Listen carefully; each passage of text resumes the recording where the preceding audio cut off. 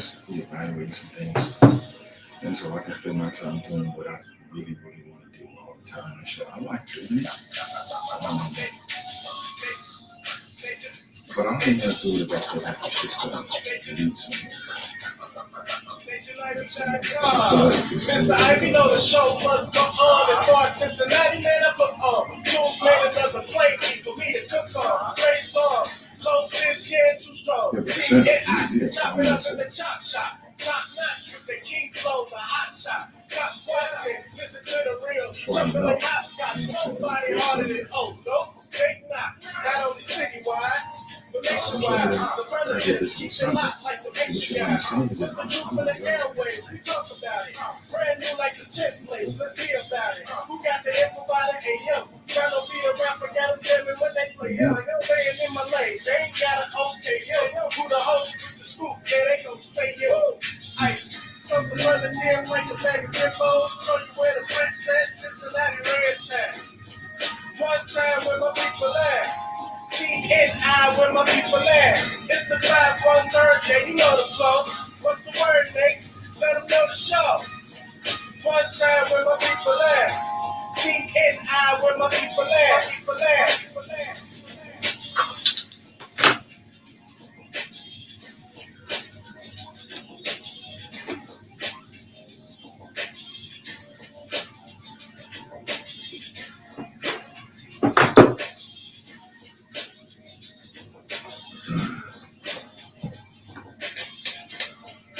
Good morning, everybody. I flow, therefore I am. Welcome back. It's the Nathan Ivey Show, your morning destination for interesting conversation.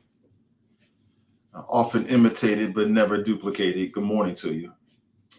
Well, another American terrorist struck fear into the heart of America over the weekend, this time on July 4th. On some levels, very fitting. And that man, that suspect, a man by the name of Robert Crimo III, or Crimo, he is a suspect in the Highland Park shooting, was taken into custody. That's the image of him right there, following a traffic stop. He is the person of interest and primary suspect in the Highland Park, Illinois parade shooting. Allegedly, he was at the top of, I think it was a gas station. Could be wrong about that. He was at the top of a building, and he was shooting down on the folks that are at the parade. And he killed many people and injured even more people.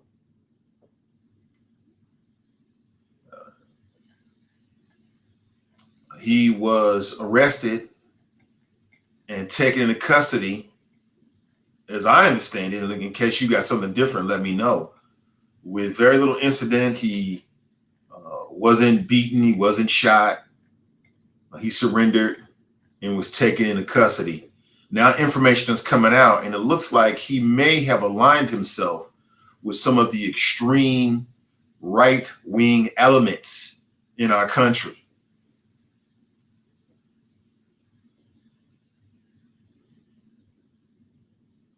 And apparently he was a rapper. Don't blame rap music. His rap name was Awake the Rapper. He was also photographed at some Trump rallies.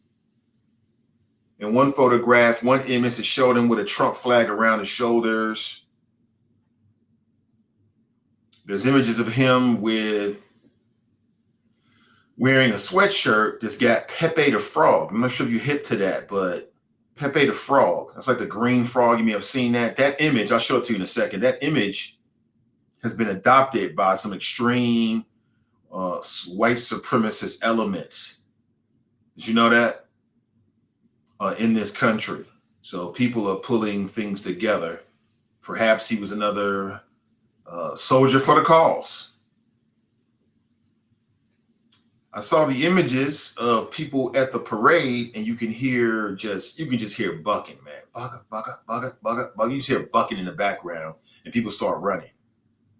But welcome to the new America, where nowhere is safe. You ain't safe. Nowhere is safe. Women aren't safe. Children aren't safe. Nobody is safe. I mean, we can't even make up our minds as to whether we are going to support pedophiles and sexual abusers. We can't even make up our mind. We don't even know who we are, let alone trying to define the actions of other people, man. In some places, we got an inch of topsoil left. Clean water is running out. We're polluting the earth, but the people in charge don't believe we are. And we got these psycho sickos running around through America at a time when we should be tightening the reins and controlling the availability of guns. More conservative politicians, Republican politicians are making it so we have more access to guns. Good morning to you. Welcome to the new America, where up is down, right is left. Morality's out the window. Everybody only cares about themselves. And psycho sickos, man, you might go to the grocery store, get popped. You might be at a 4th of July parade. If anybody what? Now, Highland Park, I was just in Chicago, but I didn't go to the Highland Park area. As I've been reading, as I'm sure many of you have, that's an affluent neighborhood in Chicago. So this ain't the hood. This is not King Von's neighborhood. Why would a young man, promising rapper, allegedly, open fire in that neighborhood? We don't know yet. We'll find out. He might have been doing it for attention. Can't be famous? Well, I'll choose infamous. But welcome to the new America, family. Good morning to you. 513-873-7134. Very thankful to see another day. Very thankful. And I did see the uncle said he saw no signs. We never see any signs. They never see any signs.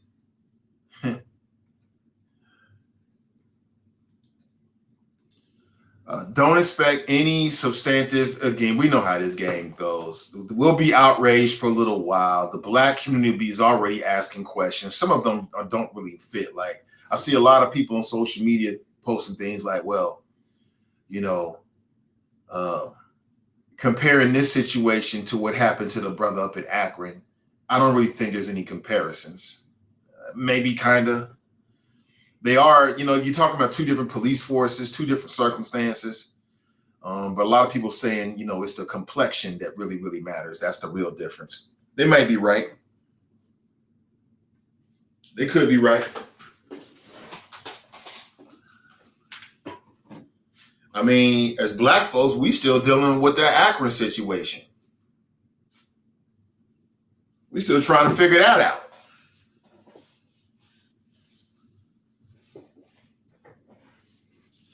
But here's what we know so far. We know the perpetrator's name, the alleged perpetrator's name. Apparently, his father ran for mayor in that community. His family has a long history in the Highland Park area. His father is a small business owner who ran unsuccessfully for mayor back in 2019, not too long ago. We know that. We do know that he left a so-called manifesto, which some people have described, or at least one witness described it as being nothing but like a series of numbers and some gibberish. We know that. We know he was taken into custody. We know that. We know that he attended some Trump rallies. We know that. Is that Trump's fault? No, I blame this guy. I don't blame Trump. We do know that there were some disturbing YouTube videos that have emerged now in which he referred to himself as a sleepwalker walking blindly into the night. I don't know what the hell that means. The account was deleted after the mass shooting. Some old crazy-ish.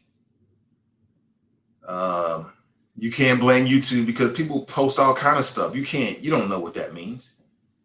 You have no idea. Some people are trying to blame Antifa because Antifa is like the new Black Panther Party. They're right up there with the Black Panther Party and Black Lives Matter. It's always black folks' fault. But it looks like there's no real substance behind that. Like I said, some folks have done some searches on the internet, and what they found is that, he attended some MAGA rallies. And in one image, he's wearing the classic hate symbol of the alt-right, Pepe the Frog. I know y'all hip to that. I know you've seen it before. It's like a frog, and his eyes are exaggerated, and sometimes we have on clothing and stuff like that. Yeah, that's been adopted and embraced by the alt-right. I don't know why. I just know that it is.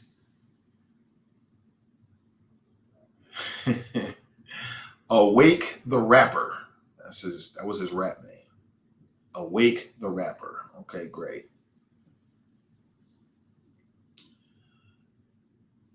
And we'll have to wait and see how he got it. What weapon did he use?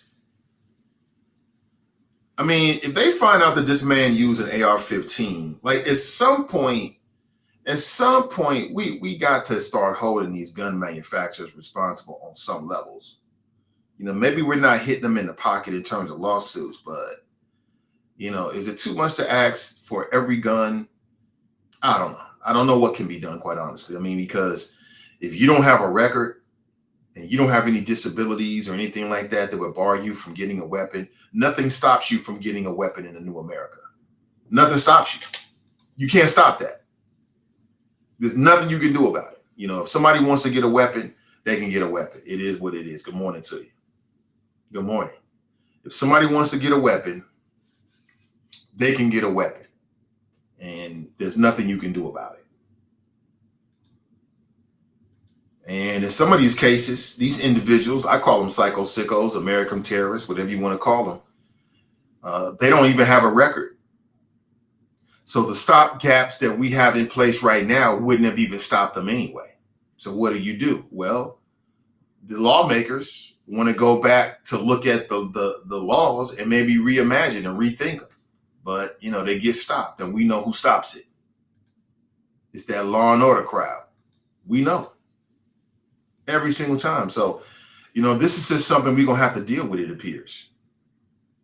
I mean, what's the solution?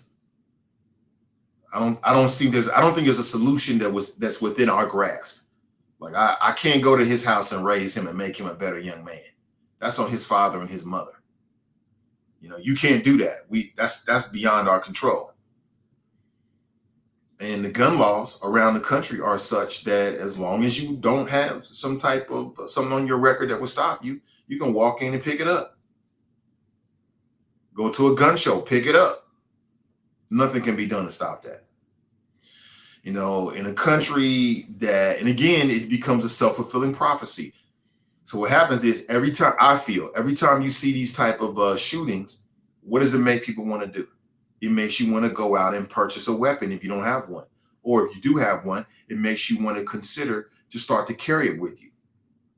So the problem is the proliferation and availability, we'll say the proliferation of guns. And so for many people, the solution is the proliferation of guns. It's a self-fulfilling prophecy. We're never going to get out of this. I don't see it. Good morning to you. I don't see it. I don't see it one bit. Hope you had a good 4th of July. Good morning to you. Oh, man. Fireworks were going off all last night. These grown up kids. And you gotta be really careful, man. I'm reading that an 11-year-old was killed by fireworks in an accident. I mean, you gotta be careful. Like, not everybody is responsible enough to be in charge of the fireworks. You know what I'm saying? Like, I'm not into fireworks anymore. I think I just grew out of them. I just grew out of fireworks. They don't hold any fascination to me. Like, I don't care. I'm not overly impressed. You know what I'm saying? Like, some people get really impressed and they captivated by it. Like, wow, look at the colors. I can't even remember the last time I went to a fireworks show. I think it might have been, I can't even remember. I think it was like right after the wifey and I got married. We went over to Walnut Hills because that gives you a good vantage point to look at the river. And we looked at whatever that fireworks show is called, was it WBN, the Rosie's, or whatever it's called. I think we did that maybe within the first 3 or 4 years of us getting married. And I was done. I just don't hold the same fascination for me. Now, it's cool if you have children and your kids get into it and they're like, oh, wow, that's beautiful. And so you do it for them. But as a grown person, it don't mean nothing to me anymore. I'm sorry. Now, I ain't hating on you. If you're into fireworks and that's what you live for and you're really, really excited about it, hey, do you carry on, soldier. But for me, meh.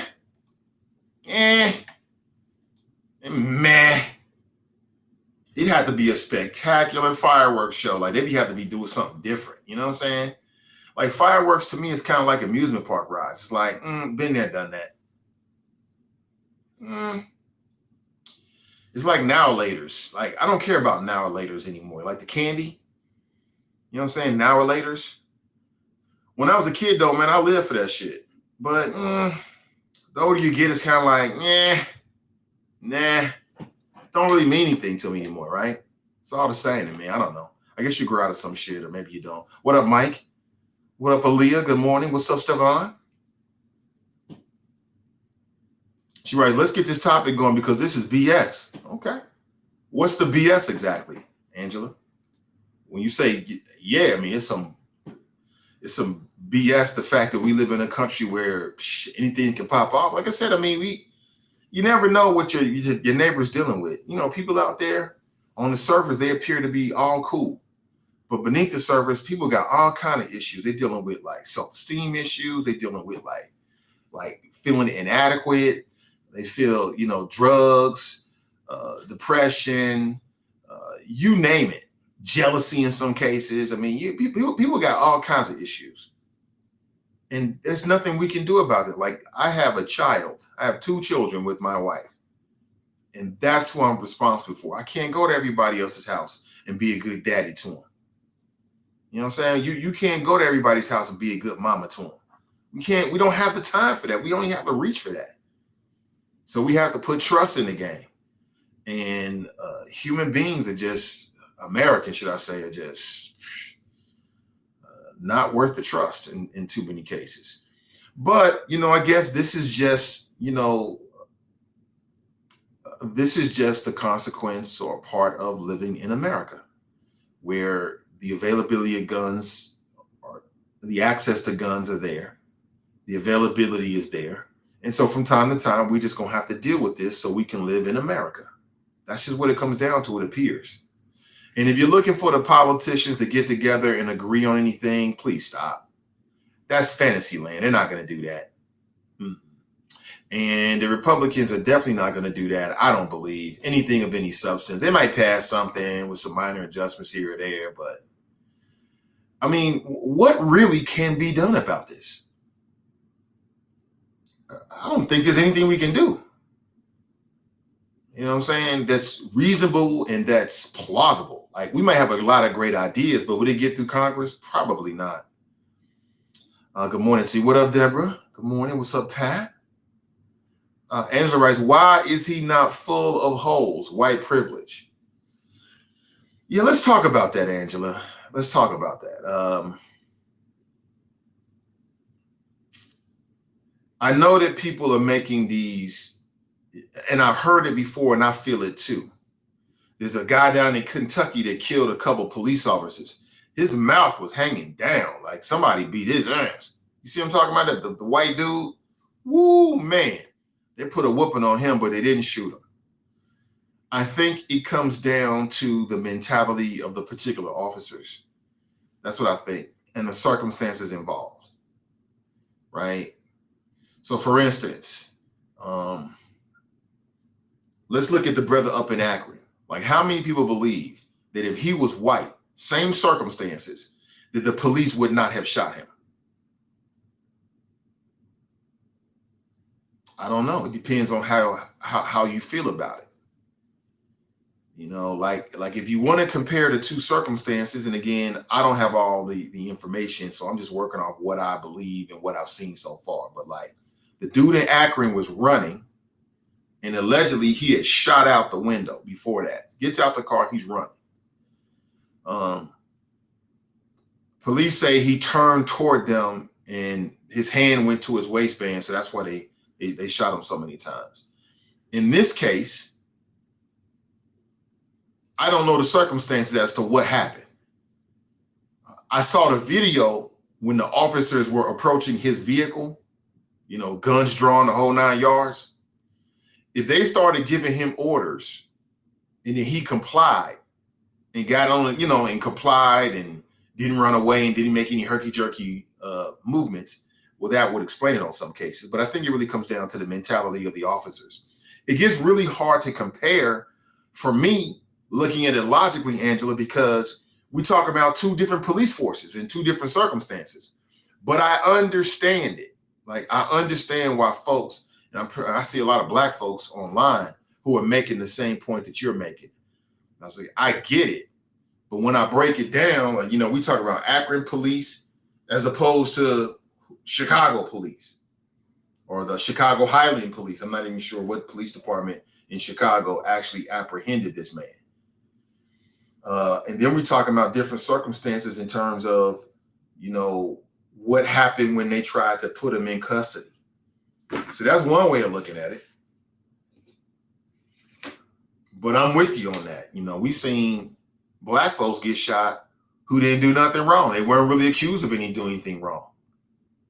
You know what I'm saying? We seen black folks get shot sitting in the front seat. All they just said was like, hey, I want to let you know, officer, I got a weapon. Next thing you know, officer shoots him. Now, in general, we know that black life is looked at as being as less worth as everybody else. And then black people in particular, you know, we reside between the superhuman and subhuman. You know, either you're LeBron James or you're a nefarious criminal. That's why I hate that name, Greek freak. I hate that name. The Greek freak, but you know, Giannis embraces it. So if he's embracing it, how much can I really say? But to call him the Greek freak is kind of like I said, superhuman, like he's some kind of sideshow in some kind of circus or something. No, he's just extremely tall. You know, that's it. He got long arms. But black people in general are looked upon as being more aggressive, more prone to violence, more suspicious, more likely to do something dangerous. You know that's true. Meanwhile, the real crooks in our society wear suits every day. That's the real crooks. Good morning, everybody. Good to see you. Jack writes, even the dog looking like, damn, no bullet holes and didn't get a chance to bite this fool? Aaliyah writes, I hate when police kill anyone, but how is this person who kills and wounds all these people still alive? And the person who got out the car to run was filled with bullets. Help me understand. Well, let me try to explain it again. Perhaps the difference is their skin color and the way that we view black people. I think that can definitely be a part of this. But maybe the difference is the circumstances in which they were apprehended or tried to be apprehended. I didn't see the video that led right up to this situation right here, this scene right here. I didn't see the video. I saw a video of him being stopped and police approaching his car. So if the police are approaching his car, guns blazing, and they say, get out of the car with your hands in the air. And he gets out of the car with his hands in the air.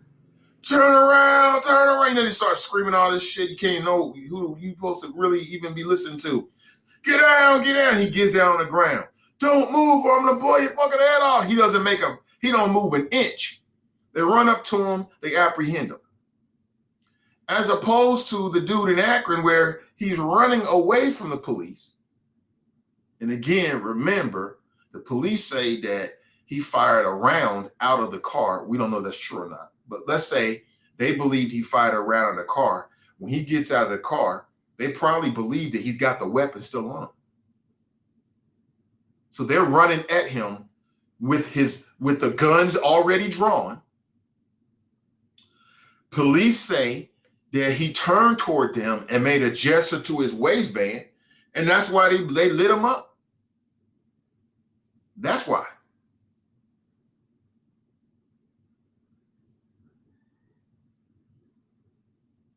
That's why. You know? And again, it's hard to compare. You're talking about two different police agencies. It's really hard to compare the two. That sometimes they have different tactics. You know, sometimes they've got some slightly different training. You know what I'm saying? Again, I'm not trying to make excuses, but I keep seeing people post this, and I'm like, I don't know. I get it. There's a guy down in Kentucky, white dude, that was being served a warrant. He ends up killing a couple of officers and wounding some others. Now, when they brought him into custody, if you look at the images, his mouth is tore up. They got to him. Somebody put a whooping on him. But he didn't shoot him. Regina writes, good morning, everyone. Good to see you. Renee's in the house. What's up, Renee? Daryl's in the house. What's up, LaMonica? What up, Tanika? Good to see everybody. Kathy's in the house. Eloise. What's up, Elo? Eloise is in the house. Elo. Hey. Daryl writes, the suspect is a Trumpster. Yes, it appears he is. So, did his politics inform his actions in some way? We'll find out, hopefully. But it really goes to speak to the types of people that Trump spoke to. You know, Trump was influential because he was speaking to a lot of people that feel left out and forgotten. He was verbalizing what they've been thinking for a long time, but never had the cover or the courage to actually say it out loud. That's the reason why Trump has so much influence with these people. Trump's been out of office, 2 years now? We still talking about him. Still relevant. Trump touched a lot of people. I've been saying it for the longest. I'll say it again. Like, if you're somebody that does that work, like if you're a Democrat strategist, you should be trying to figure out why. You should not just dismiss it as, oh, he's crazy and they're crazy too. That's lazy. That's lazy. That's not going to really teach you anything. But there's something there. What's up, Terrace? Trinice writes, good morning. Grand Theft Auto shit going on. Yes, it is. I think I tried to explain it. You know, she writes, but the youth selling water saw more force in the dude that shot and killed and harmed many others. I think that's fair from what I gather, from what I've seen. But I didn't see him being taken into custody, but I feel you. I say it again, John Kirk, I was disappointed. I was disappointed, but I knew what he was going to say when I put the question to him. He's talking about, oh, we going to learn from this. Man, I asked you, what did you think about the actions of your officers? And he didn't answer the question because they're afraid to take a strong opinion. They're afraid to take a strong opinion about police in the city of Cincinnati. They're afraid to say one way or the other because the police might revolt against them and all this kind of shit, which could happen, actually. They might catch the blue flu. We all sick today. Dale writes, shooting in Philly, too. That's right. There was a shooting in Philly. Brian writes, good morning. Anthony's in the house. What's up? Dale writes, that guy is a Trumpster, not Antifa.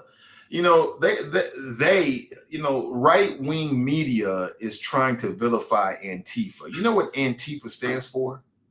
Does anybody know what Antifa stands for? And I can't claim to understand every move they've ever made, and perhaps they've done something at some point that's questionable, but Antifa stands for anti-fascism. Aren't we all anti-fascism? I know I'm anti-fascism. Fox News and the right-wing media echo chamber, which includes Drop. Drop wants to be a part of that so bad. I'm disappointed in my brother because I've been taking more of a deeper look into what he's doing. I'm disappointed in my brother Drop. Disappointed. He wants to be Candace Owens so gosh darn bad. It's quite sad, quite honestly. But the right-wing media echo chamber, they want to vilify Antifa so badly. But it wasn't Antifa that attacked the Capitol. It was Trumpsters. It was the good old boys. It was the good old boys. That's who did it. Good morning to you. Radicalized white males. Yeah. Because they're white and America isn't giving them what they think they're supposed to have, or maybe they're awkward or socially awkward or something. They were teased in school. Everybody was teased in school. Everybody was teased in school. Like if anybody has the right, if you want to put it that way, and I'm not sure that's the right way to put it, but if anybody had motivation to go crazy, it'd be one of us. If anybody had any kind of motivation in any way, I'm not condoning it or trying to push you in that way, but I'm just saying it's really interesting that these white males get radicalized to the point of committing mass murder. Why? You're white. Go out there and make it happen, Captain.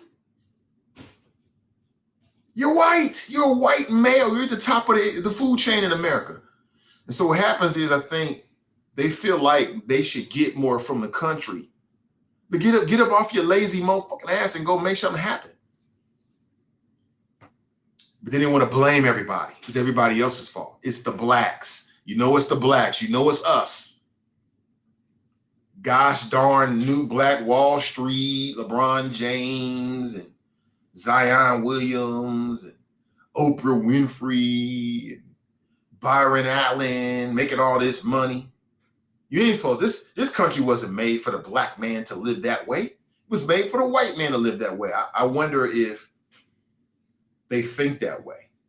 And they look around and they're like, man, I'm broke. How is this? It's the gays. It's the Jews. It's the Negroes. It's the Negress. We're all conspiring against the righteous white man. And as a matter of fact, Rush Limbaugh, that used to be one of his primary flows. One of his primary flows was that, America was conspiring against the righteous white man. I'm not making this up. And there are some white men who really got into that. Like, oh, yeah, we are the victims. We're the victims. Yeah, they really believe that. Start looking around like, damn, I'm supposed to have that house. I'm supposed to have that lifestyle. Not Soldier Boy, right? Aaliyah writes, come on, if you can cook when you sleepwalk, you can get a gun and do whatever in your sleep. Give him that pass that they always get. Good morning, Britton. Good morning to you, brother. Anthony writes, the way he did this, he could have done it with any kind of rifle. He had a position on a rooftop, right? Crystal's in the house. Good morning, Crystal. Good morning. Irish writes, just watched the video of Robert Bobby's arrest. The police said, do me a favor and get on your knees. Nothing rough about his arrest. No cuss words, barely any force. Yeah. Like you said, when you compare that to the Water Boys of Reading Road, it's kind of like those officers, and again, I wasn't there, but this is just my perception of it. My perception of it, and I could be totally wrong, is that they just got fed up. We said, do this now. They just got fed up, and now we want to put your hands on them. I'm like, huh? Really? Over what exactly? Over selling water, being in the street? Come on now. So we care so much about your safety that now we're going to put our hands on you because we care about you. Mm-hmm. Sure.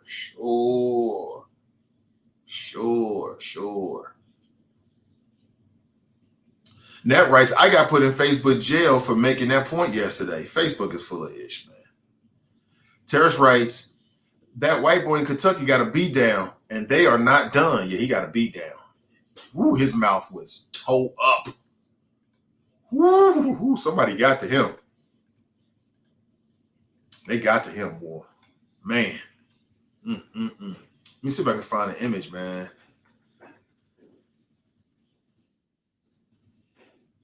His mouth is looking crazy. A death isn't good enough for Kentucky men who shot and killed 3 police officers, county attorney says.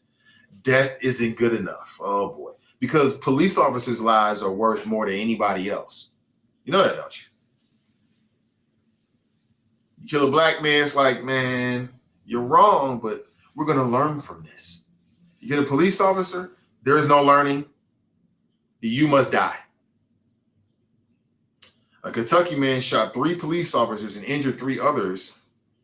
And it appears that he planned the attack. What's his name here? Lance Storts. He was arrested for alleged abuse of his wife. And when the police rolled up, he basically, shot and killed some officers. And it looks like before he was taken into custody, they took a pound of flesh from him. That's what it looks like. It was not joking. Killed my friend. Lance Storts is his name. And I'm like, how he get all that stuff on his face? And they probably, he probably had the cuffs on him and they went to work on him. It's like, yeah, let's take a little detour before we take you to the lockup. So, huh? Are we going to get some Wendy's? Like Dylan Roof? So, yeah, we're going to get you some Wendy's. And he took him somewhere and whooped that ass. Whooped that trick. They whooped that. Oof, man. His face is, I wouldn't be surprised if the man has some long-term injuries behind that. They put a whooping on him. So for the folks out there that feel as if like, well, why don't they do this to white folks who are in custody? I don't know. Of course, they didn't shoot him, so it ain't the same. But I don't think. But see, for me though, it's like I'm not sure if that's what I'm looking for. Like for me, I'm not looking for non-black people to be brutalized by police and then that'll satisfy me. Like, well, at least they're kicking everybody's ass. I'm not looking for that.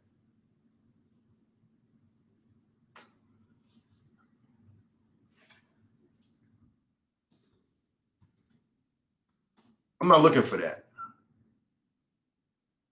You know what I'm saying? Let me see if I can get the image for you. I think I've got it here. Because I don't think that really satisfies our issue. This is the Kentucky man who shot and killed a couple of officers. I'll flash this on the screen for you. He got a whooping. Check this out. Whoo, he got a whooping. I see lacerations on lacerations on he got lacerations all over his face. And look at that swelling underneath his eyes, his ears. Lacerations and cuts. Did he get pistol whipped?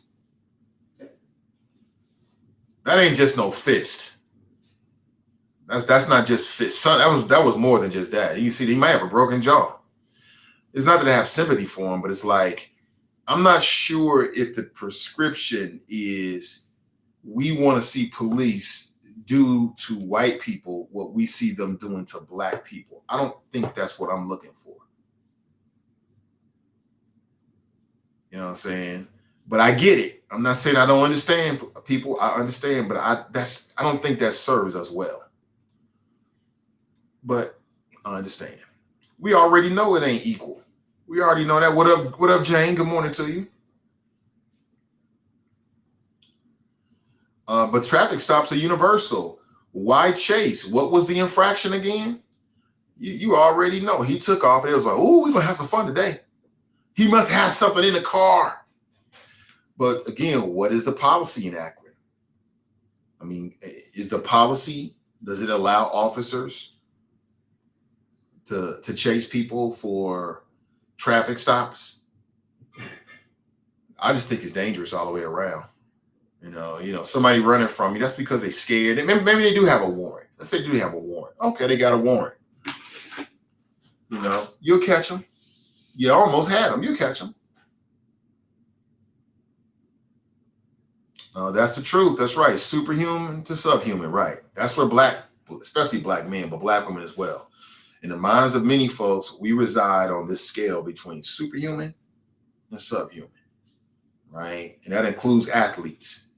Oh, they love it when you're running with that ball or dribbling with that ball or throwing that ball or kicking that ball.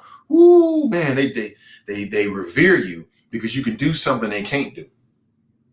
And the same damn time, you take that damn jersey off, take them numbers off, they don't recognize you. Oh boy, you like the Yeti out there.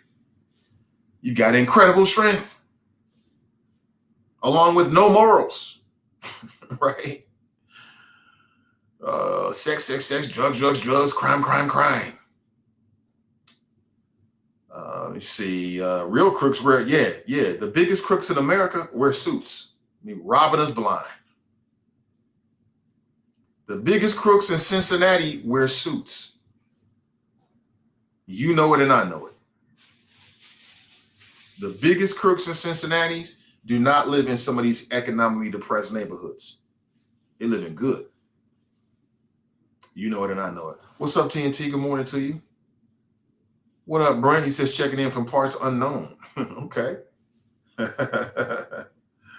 Parts unknown. What's up, Facebook user? What up? The hunt is on and we're the prey. Well, I don't know. I mean, was this shooter in Highland, was he shooting black folks? He was shooting anybody, from what I understand. I don't think he was targeting particular people of race, but I don't know. That information might come out. I think it's still early and they haven't released it yet. But why are the folks in the media are making up these pet names for black folks? White folks in the media are making up these pet names. Who's making up pet names? What are they saying?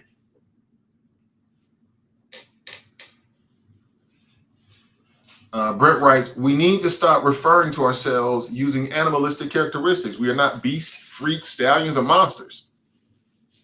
Well, we got the Greek freak and we got Meg the Stallion. Nathan, did he actually shoot at police, though? Are you talking about the brother in Akron? That is yet to be determined. I think that'll go a long way.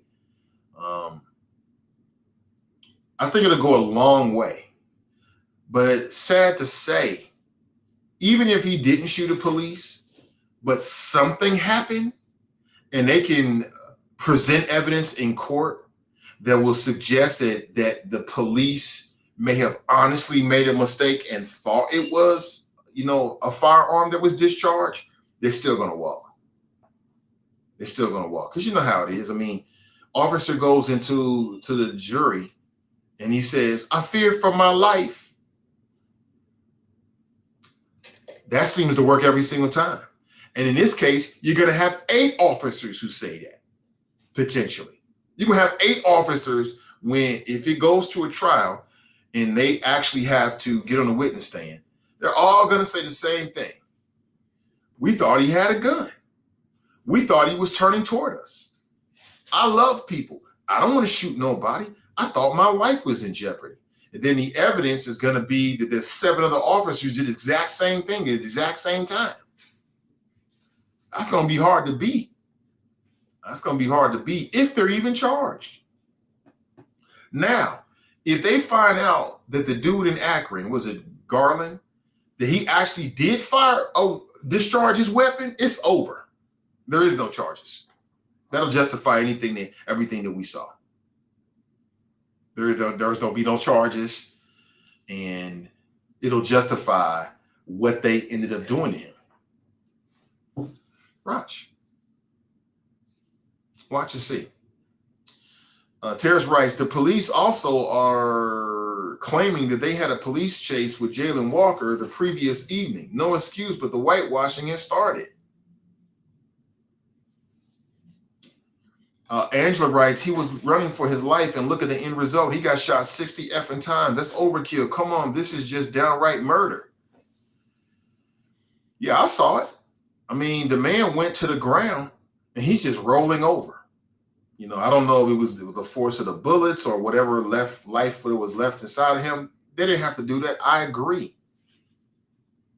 I think it was wrong.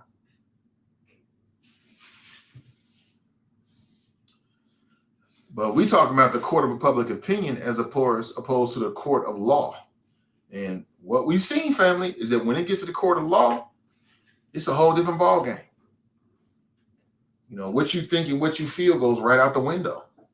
And again, I don't know if he did. That's what's being reported. But if he fired a shot out the window for whatever reason, and I can't, why would you do that? And police are chasing you. Why would you do that? That's only gonna make them want to apprehend you even more. You ain't getting away. So that's what makes me feel like, did he really do that? I don't know. We'll find out. Good morning to you. It seems to me that they are practicing on black men. I've also noticed that in many fields, there lies psychopaths. I encountered many in the hospital. It's real in this matrix. Man, it's crazy folks everywhere. It's crazy folks everywhere, man. In our schools, principals, teachers, social workers in our public schools. They're everywhere. At the hospital, everywhere. You got to be vigilant at all times, of all colors, black, white. It don't really matter. You know what I'm saying? I'm telling you, we are headed. We are living in the last days of common sense, which come right before the last biblical days. We this close, and we are going to destroy ourselves. It'll be human beings that destroy human beings. It won't be anything else. It'll be us that do it. We're past it now, but do you remember all the clash of opinions about COVID? About COVID. People were dying. And you have people out here arguing about whether they should wear a mask. Dying. People were arguing. I know my rights. I don't have to put a mask on. We are not as smart as our predecessors, our grandparents. That grandparents' generation was way stronger, tougher, had more integrity, had more morality than where we are right now. Where we are right now is every man and woman for themselves. It's very, very, very, very rare. It's a couple things that are very, very rare in our culture. Caring about other people is rare. And I'm talking about truly caring about other people is very, very rare. You know what I'm saying? People love to flex and put shit on Instagram and social media to act like they care. Feel me? I see that shit all the time. But it's very, very, very few people that actually really care. I'm telling you, that's why I say it. When you find people that rock with you, rock with them. Because that is rare. It is so precious. It's much rarer than any diamond. We are at our full-time most narcissistic as a people. And as people, it's about the human race. Everybody is caught up with themselves. Everybody is looking for an opportunity to flex. Look what I got. Look what I'm doing. Look what I did. I see that shit all the time. I'm like, well, that's where we are. Everybody want a king and queen flex. Truly caring about our brothers and sisters, that's rare. That is super, super, super duper, duper, duper, duper rare. It is so precious if you find somebody that truly cares.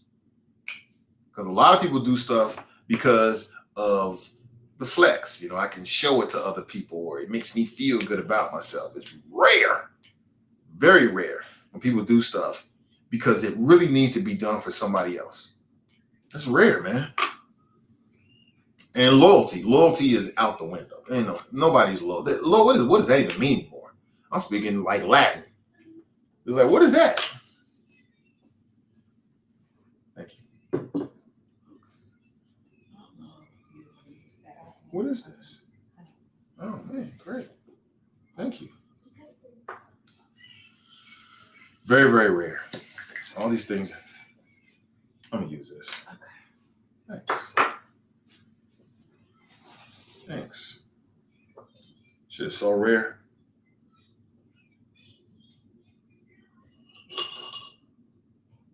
Hold on one second.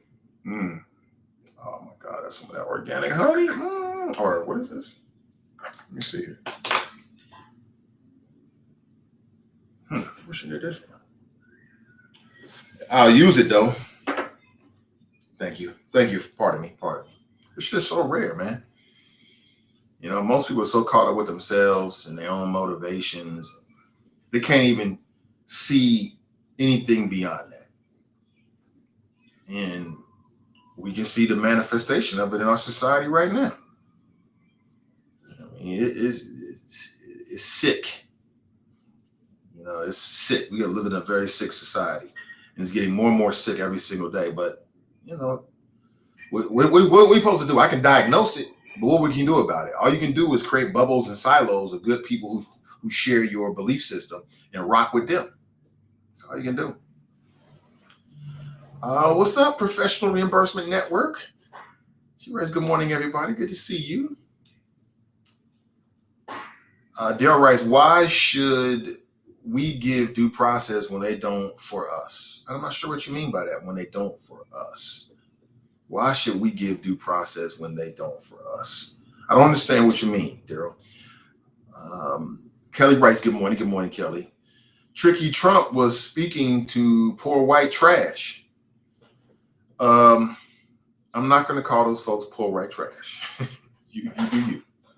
But he was speaking to an element of white folks that feel as if they've lost control of their country. They've got no future. They've got no hope. And really, instead of really inspiring them with some substance, he just filled their heads with a lot of division, and he gave them enemies. You know, Trump is really, really, really good at creating division and enemies. And as much as we may say we don't like it, that shit is super effective, yo. Super effective. Shaba Zulu writes, morning, I see the Patriot Front strong again in Boston, roughing up a black man. Hate charges pending or nah. Kathy writes, Nate, if all that is true and he was white, I believe he would not be dead with 60 bullets in his body. He would be in custody.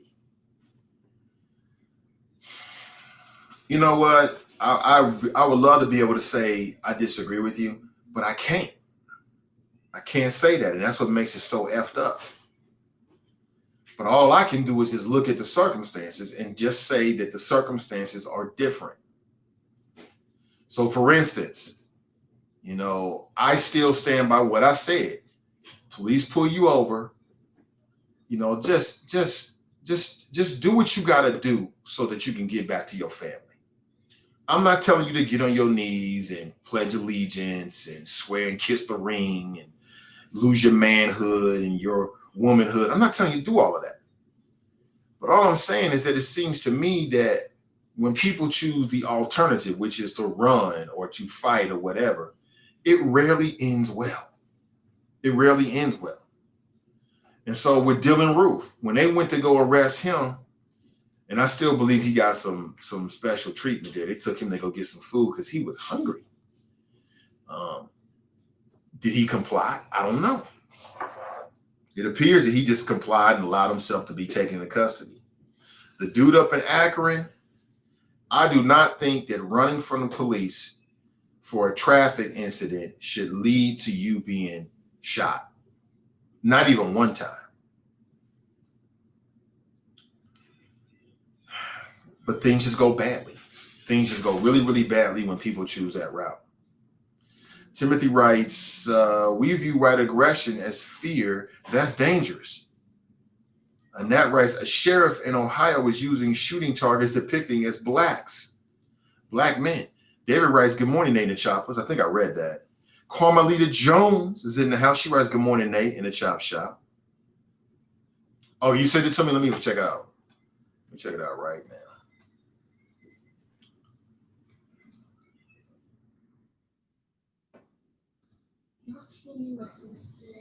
No. It's just pool day? Okay. All right. Let me check it out right now. The son just says, not swimming lessons today. It's just pool day. Thank you, son. Appreciate that.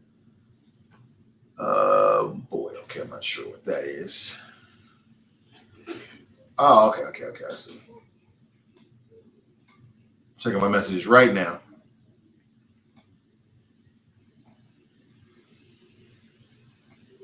Okay, I haven't. Did you email it to me, or maybe it was a text message?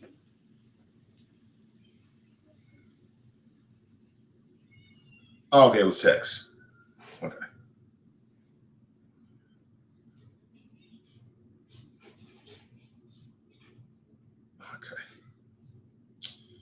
Yeah, when I'm on the show, it's hard for me. It's a little bit more harder for me to get it on from my phone to the show. But let me see what I can do real quick. Give me a second here. See, it's on Twitter. I want to see this. Paste. All right, cool. So now I can see if I can grab it and put it on the show. All right, give me 1 second.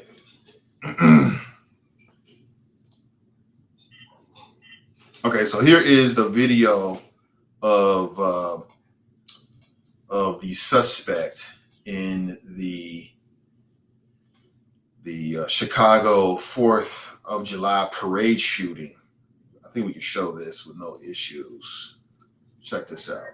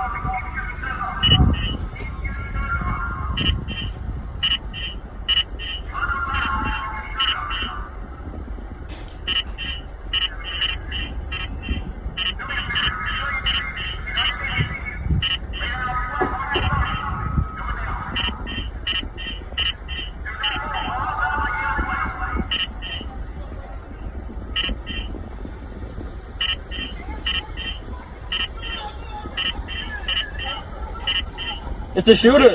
Yeah.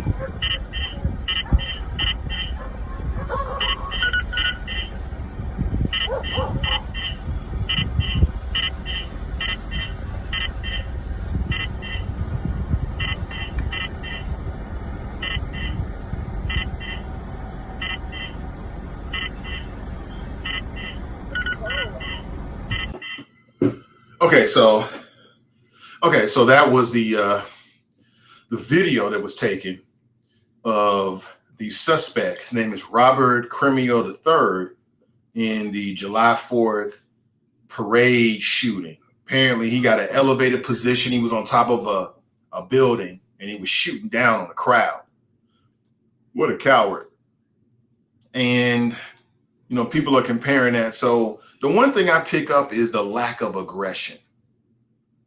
So it's hard to compare that to the Akron situation because he complied and the dude in Akron was running away. So it would be a fairer comparison to compare like a black man who is a suspect with similar charges who complied as well. But one thing I do notice is the lack of aggression. It's like when they deal with us, they get all like this real quick, like with the Water Boys in Reading Road. And that was the issue I had when I watched the video. I'm like, why are y'all so excited? You know what I'm saying? Cool, simmer down now, chill. Why are you so excited about that? It seems like when they're dealing with black folks, they get here. It becomes personal. I told you. It's like you didn't shot their mama or something. They so mad. I told you to do something and you didn't do it. They go to 1,000. Right. So I did notice that they were more like, you know, business-like, you know, trying to apprehend him, but he did comply. I appreciate that, Iris. Thank you.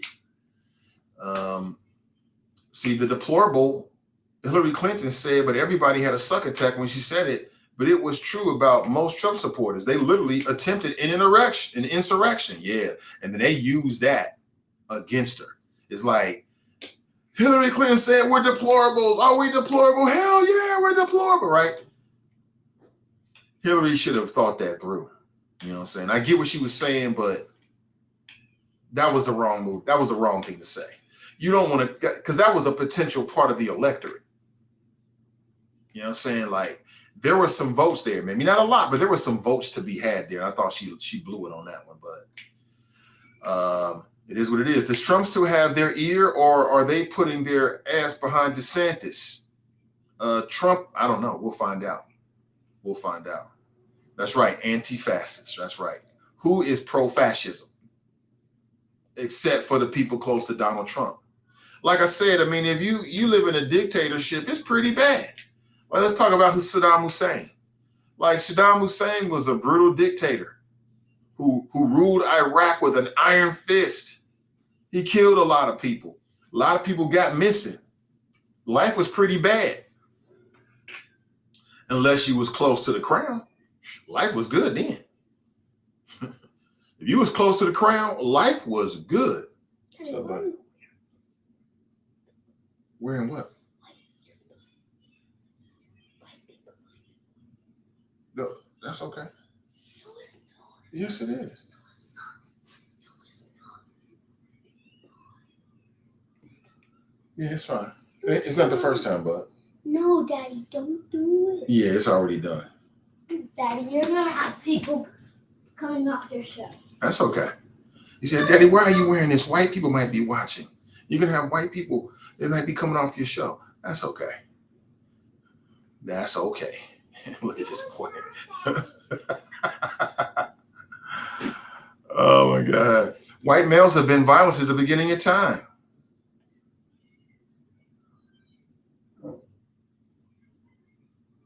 It's hard to disagree with that. I mean, the history books will back us up on that one.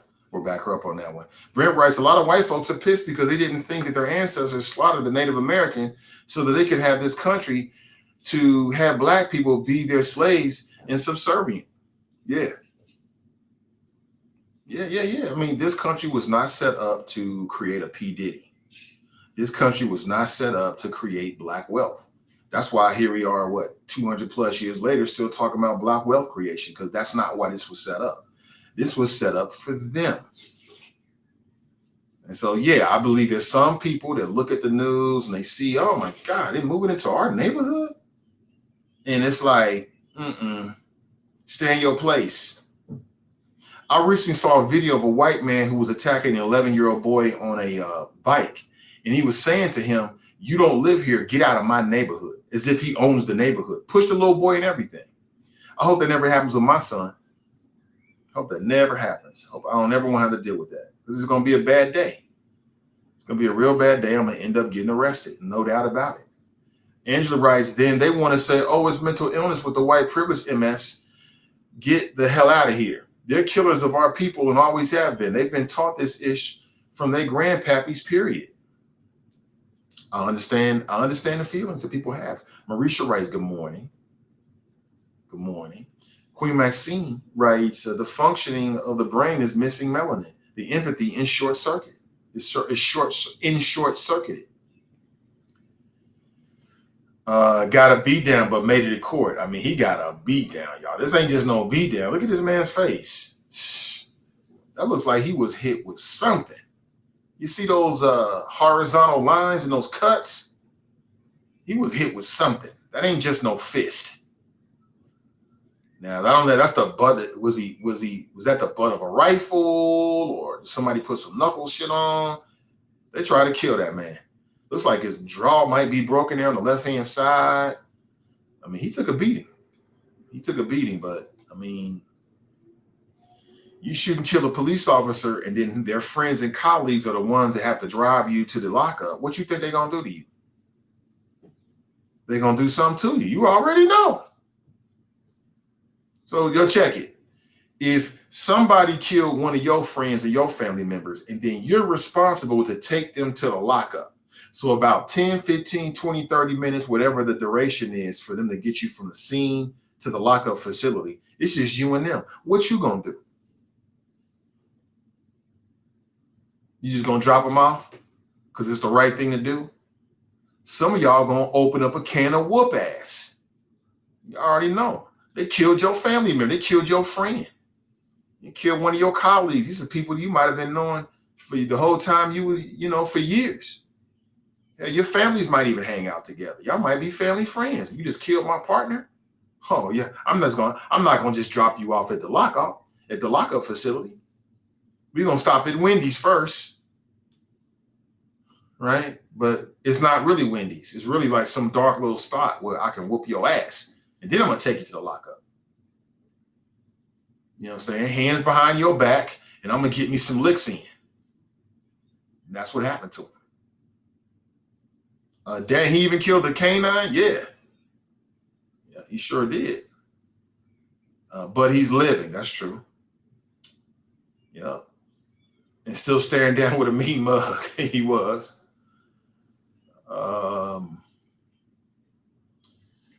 Jamal writes, wouldn't be surprised if they confused fireworks with gunshots and lost their mind. Huh. Well, apparently, and I haven't seen it, apparently there's some kind of image that's circulating that purportedly shows a flash emanating from his vehicle. I haven't seen that. Have you seen that? If somebody's seen it, send me a link via Facebook. That'd be the best way to do it at this point. I haven't seen it. That could be, Jamal. That could be. They could have mistaken fireworks. People, they just can't wait to July 4th. Bye. What's up, chocolates? You got the door, man? And I know what button to press. Go ahead. No. This one.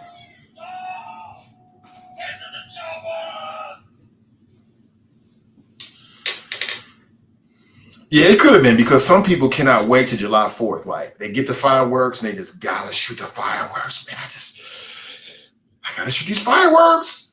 I can't wait. I heard so much last night.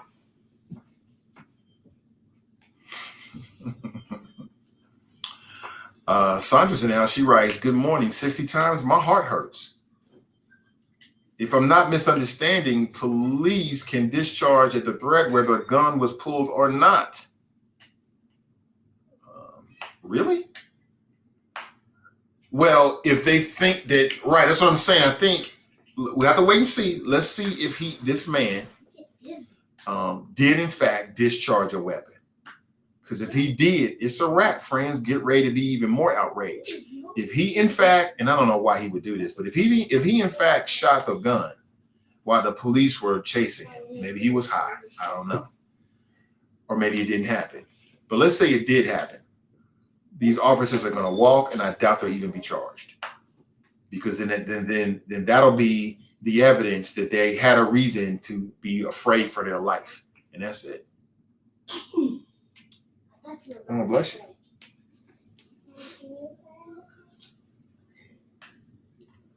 Terrace writes, suicide by cop is where they were going to go with this. Jalen Walker was also mourning the death of his fiance. If the toxicology test comes back with any substances, is case closed. I hate that term, suicide by cop. I hate that. I hate it. Because I just feel like it allows the police to gloss over some of their bad behavior.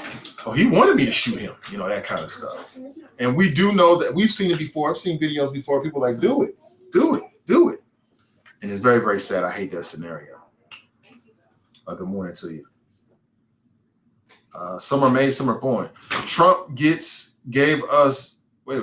Brent writes, Trump gave us base a focal point. He gave his base a focal point for their hate. Yeah. He gave his base a focal point for their hate and also for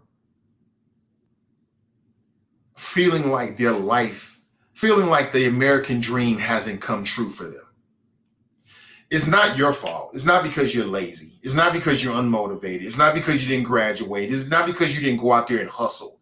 It's because the Democrats have a very loose immigration policy, and illegal immigrants are coming across the border and taking your job. Now, what did I tell you? If you're a white male born in this country, you shouldn't even be competing for the type of jobs that illegal immigrants may populate when they come across the border. That's on you. Same thing with black folks. You've been living in America all this time, and then you find yourself competing with an illegal immigrant, to use that term, or somebody who came across the border illegally and is now looking for work here. That's on you. That's on you. You had every opportunity. That's on you. But you're right. You know, Trump gave people a focal point for their anxiety and for feeling disaffected and feeling like the American dream has missed me. It's not my fault. It's the blacks always whining about their rights. It's affirmative action. It's the gays. It's the transgenders and the Jews. That's who it is. It's the Democrat plot, right? And people went for it, hook, line, and sinker. You know, most people, it's very, very hard for most people to look at themselves and admit when they're wrong. And it's even harder for most people to look at themselves, admit that they're wrong, and then tell the world to admit it to other people. That is a very difficult thing for a lot of people. They don't want to do that. They got to deal with the reality of their own actions and inactions. They don't want to do that. It's so much easier to blame somebody else. It's the blacks. All this blickety blickety black talk. Black this and Black Lives Matter and Black Wall Street and Black excellence. You know, it's your fault that I never got what I deserve. You know, that's why they be so nostalgic about the good old days when they was in power. You know, because they feel as if the reality of today and the life they've created isn't good enough. Must be somebody's fault. It's the damn liberal agenda. Yeah, it's the liberal agenda. When in reality, it's the haves and the have-nots. Yeah. See, if we're going to be real about it, you know, working class white folks and working class black folks, we in the same damn pot, to be real with you. But they got us arguing about black and white when it's really about haves and have-nots. It's about elitism. That's the truth. You really want to know about it. I mean, you know, you take some working class whites and some working class blacks, y'all is in the same damn boat. But they got us running around talking about Democrats and Republicans and pro-life and pro-choice, right? And it's really about haves and have-nots. That's really what it's all about. But, you know, it is what it is. Bill writes, in the court of public opinion, black people don't receive due process. Always assume the worst, but we're supposed to give benefit of due process to white people? I don't understand. The monk fruit got my tea tasting tasty this morning, bro. LOL. You messing with that monk fruit? I love it. Now, I rarely mess with the monk fruit. I like the honey. You know what I'm saying? I like that nature, although monk fruit is natural as well. But yeah, get away from that white cane sugar. That shit will kill you. It's poison. It's going to mess up your skin. It's going to mess up your arteries. It's going to mess up your life. It's going to make you more fatigued. It's going to put weight on your body. Your brain is going to be in a fog. Do away with the sugar. If you don't do nothing else, step away from the sugar. Get you some monk fruit. But you don't want to abuse the monk fruit either, bro. Pamela writes, Nate, if we black people feel like we have been left behind and can't get ahead, we are told it's because we are lazy. White people get told it's everybody else's fault. That's it. I was just talking about that, right?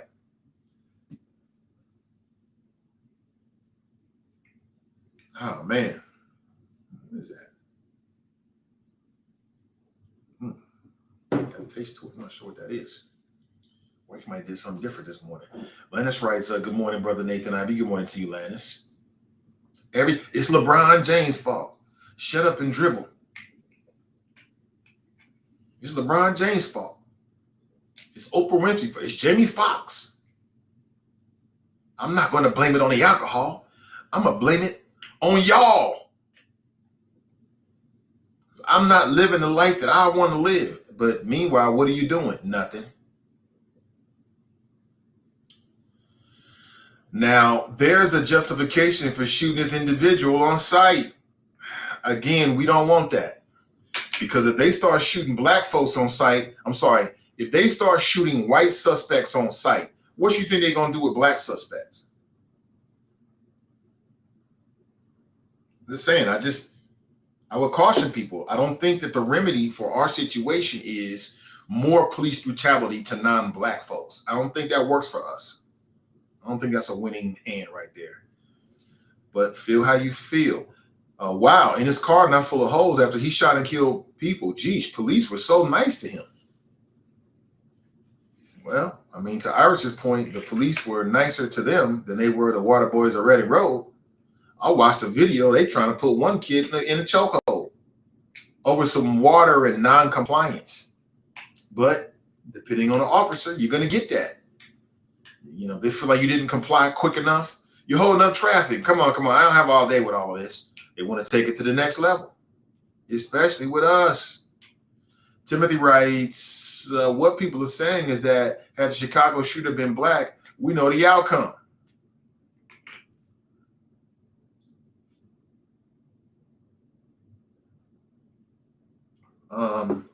Maybe. I can't say that 100%. I can't say that.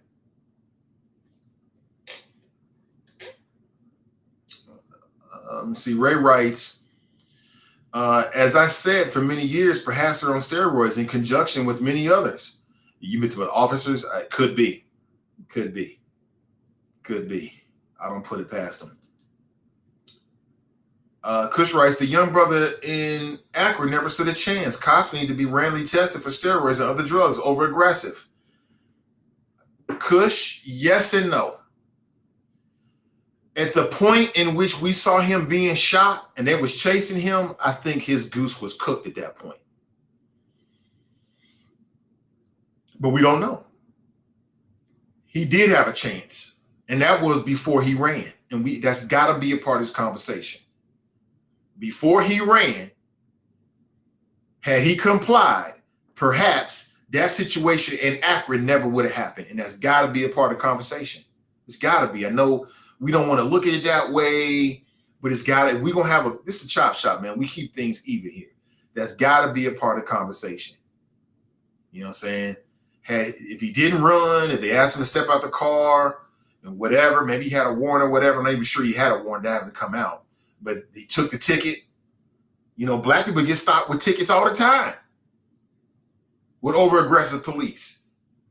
And they listen to the police. They listen to that nonsense. Yeah, okay. Yes, sir, no, sir, whatever you say. And they go on about their business. But at the point in which he was running, it's dark. They think that he had fired a shot. You got 8 officers, many of them with weapons drawn. As soon as one of them shoot, the rest of them gonna shoot.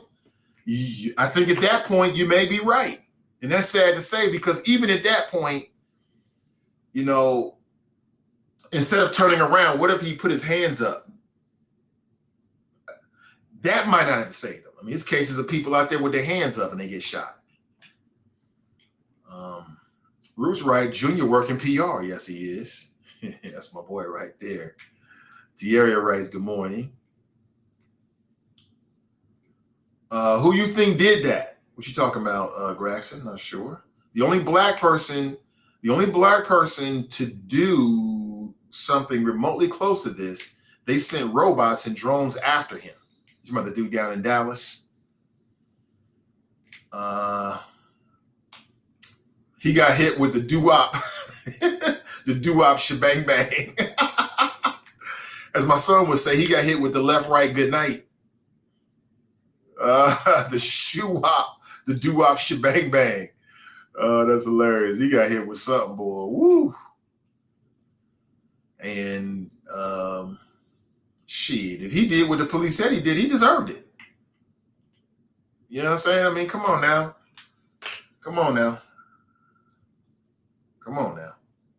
He didn't have to shoot them police officers like that. He didn't have to shoot that canine.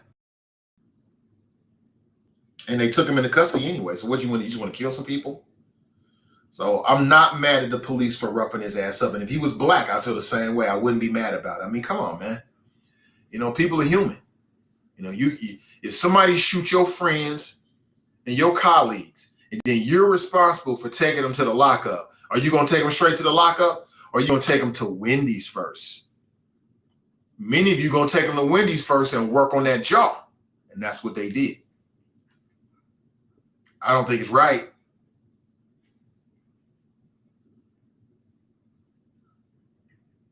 Terrace writes, fireworks from a moving car during a high-speed chase. Come on now. Well, that's not what I read in Good Morning to You, Terrace. That's not how I took it. I'm saying that perhaps maybe somebody else near the vehicle as it was moving shot off a firework, and the police officers thought it was a firearm. I think that's what he was saying. But we'll find out.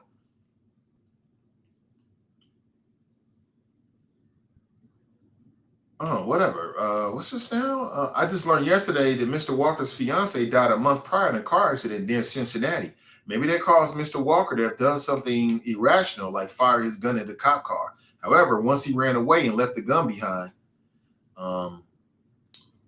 cops should have apprehended him without having used any firepower. But let me play the other side of that. So I'm chasing a suspect. I observed the suspect, and this is what I believe. I believe that I observed the suspect to discharge his firearm out the window. Suspect stops the car and starts running. If I'm an officer, I'm going to assume that you're running with the weapon on you. I don't know if you left it in the car or not. How do I know that? I have no idea. I think anybody out there would assume the exact same thing. And we're going to approach this situation as if he still has the firearm on his person. And here's the other thing about it. Let's say we look at the car as we chase him, we see a firearm. I think most people are going to assume he might have had a second firearm on. You know what I'm saying? I mean, assumptions are, not based on facts, but people make decisions on assumptions all the time. So I'm just saying, like, that's just a bad situation. What I would tell my people is chill on all of that. Chill on all that. Go through the process. You know what I'm saying? And, if you spend some time getting processed down at the jail facility, lockup facility, okay. It's an inconvenience. It's going to mess up your weekend or your night or whatever. It's going to cost you some money, but at least you'll be alive. Kim writes, so I'm watching the news down here in South Florida, and a story comes on where an inmate broke out of jail and scaled down the building with bed sheets there in Cincinnati. Was that the JC or the Summit? You're right about that. That did happen. As a matter of fact, I think 3 or 4 inmates have escaped the lockup facility here. And you're right. Somebody did take some bed sheets, tie them together, and scaled down. I believe it was the JC. If anybody has more information on that, then let me know. I believe that's true.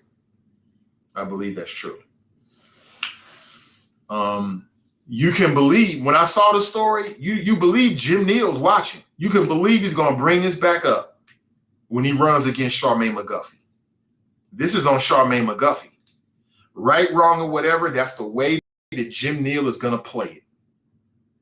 He's going to play it as if, when I was sheriff, this never happened.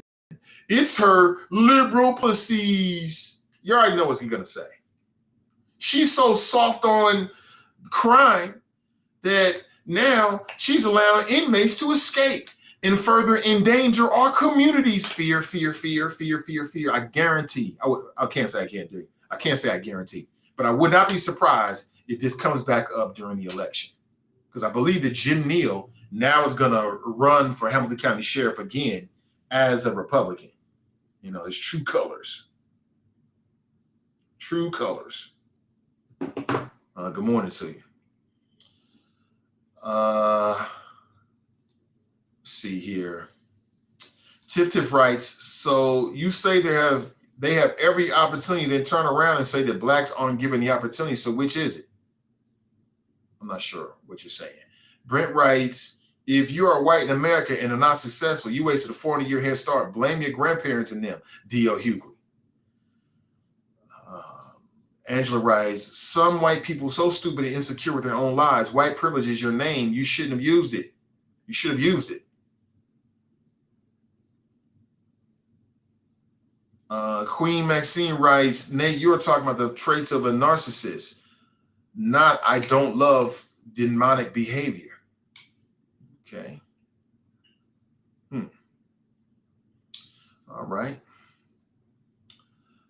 Nate, they are going to keep doing what they do to kill us. Well, I hear you. I hear what you're saying. But how many people have ever been pulled over by the police and the police had an attitude? Because I have. I've been pulled over by police and the police had an attitude and I lived. I didn't run away. I didn't fight the cops. I let him talk that nonsense. I got my ticket. I paid my ticket. I paid for my tags, and life moved on. So let's not paint a picture that every time you get pulled over by a cop, even if they got an attitude, that automatically leads to you being shot, because that's just not true. That's just not true. And again, I don't have all the circumstances of this brother in Akron. But when people say he never had a chance, you're right and you're wrong on that. He had a chance at the beginning. You run from the cops. You might have discharged your weapon outside, discharge the weapon while you're driving. That's going to amp up the police. So when they get out the car to chase you, guns drawn. We saw the video, guns drawn. Right? I mean, right is right and wrong is wrong. I'm always going to tell you the facts. I'm never going to lie to you. Aaliyah writes, it's a value issue over our lives are not value, really. That's true. Absolutely. Absolutely. Good morning, Facebook user. Absolutely, 100%. Let me see. Let me see. Nate, you looking good, King. How much weight you lost? I don't know, man. It's not about the weight per se. I haven't weighed myself. The last time I weighed myself, I lost 75 pounds. It was 77 pounds to be exact. I don't know. I haven't weighed myself. It's more about how I feel. And I mean, yeah, it's about how you look too. You always want to look your best. But it's a lifelong thing, man, Kush. It's a lifelong thing for me. I mean, I'm never going to get off of this. It's just what I do. It's just what I do now. Have to do it. Talbot House. That was the Talbot House. Okay, they can talk about the Talbot House. Okay.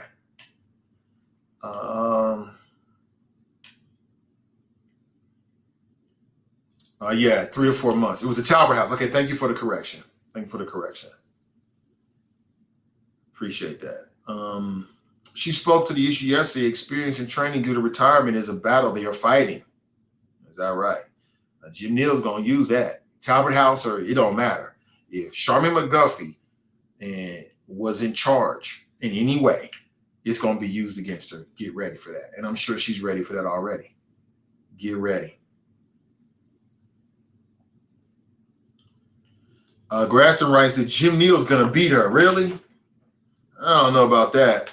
I'm not really a big Jim Neal fan because I don't think that he's for the people. I don't think that Jim Neal is for the people. But let's go to the phones. Good morning. Welcome to the show. Hey, good morning, comrade. Good morning. Black Russian. Good morning for the people. What's that? I ain't catch that last part. I said, in my opinion, I don't feel like Jim Neal is for the people. Why would you say that? It was his actions and his comments after that whole summer of social unrest and the way people were arrested and dealt with. People sitting outside the JC and the way he talked about the whole situation. I didn't feel like he was a person for the people. And McGuffey is? Yeah. Yeah, I mean, to her credit, when that whole thing was going on and she was running for election, at least she was willing to go out and talk with the people and hear what they had to say. It wasn't that she was picking sides. I thought Jim Hill took it either. Did he? You remember outside the Justice Center? Yeah, I remember all those people outside the Justice Center that was complaining about the conditions. They had to sit out there all night. I remember that. I mean that's jail, bro. It's like there ain't gonna be a hotel room staying there for the jail. I mean, I don't know who to expect when they go. They should be comfortable. I mean, it's not a comfortable situation. So I mean, it's really about the sheriff's role. That's a political role I get, but it ain't about being for people, not for people. It's about protecting the community. And McGuffey right now, bro, she looking bad, bro. Between her gun, between these inmates getting out the townhouse, and look, 16, 17 Ready Road is where the townhouse is at. That's locked for the inmates. If you get out of there, I don't know how they let you get up out of there. Not to mention to do what UC Hospital with shackles on. I mean, she's not looking good. Plus, you see on the news, she saw the windows getting busted out. I mean, it's crazy. Sheriff McGuffey first term is crazy, bro. And you talk about 40 people. Man, that ain't got nothing to do with it, bro. But you can't really. It got everything to do with protected community. And right now, cats out here running around, getting up out of the sheriff. I've never even seen this before. Cats walking around 16, 17. Oh, man, that's crazy. So wait. You said busted windows. What do you say about busted windows? Yeah, the windows are just going to be getting busted out. You ain't read about that? You ain't seen on the news? They did an autopsy on that. Yeah, but how is that Sheriff McGuffey's fault? Because she went to jail. Of course, it's her fault. Whoever's at the top is it's like anything else, man. If gas prices go up or down, it's always to do all the vice president. Fair or unfair. Have the windows been replaced? They can't afford them. So what, are they just boarded up right now? They're just open right now, bro. They just open. They said the replacement's going to cost about, it's in the tens of thousands of dollars.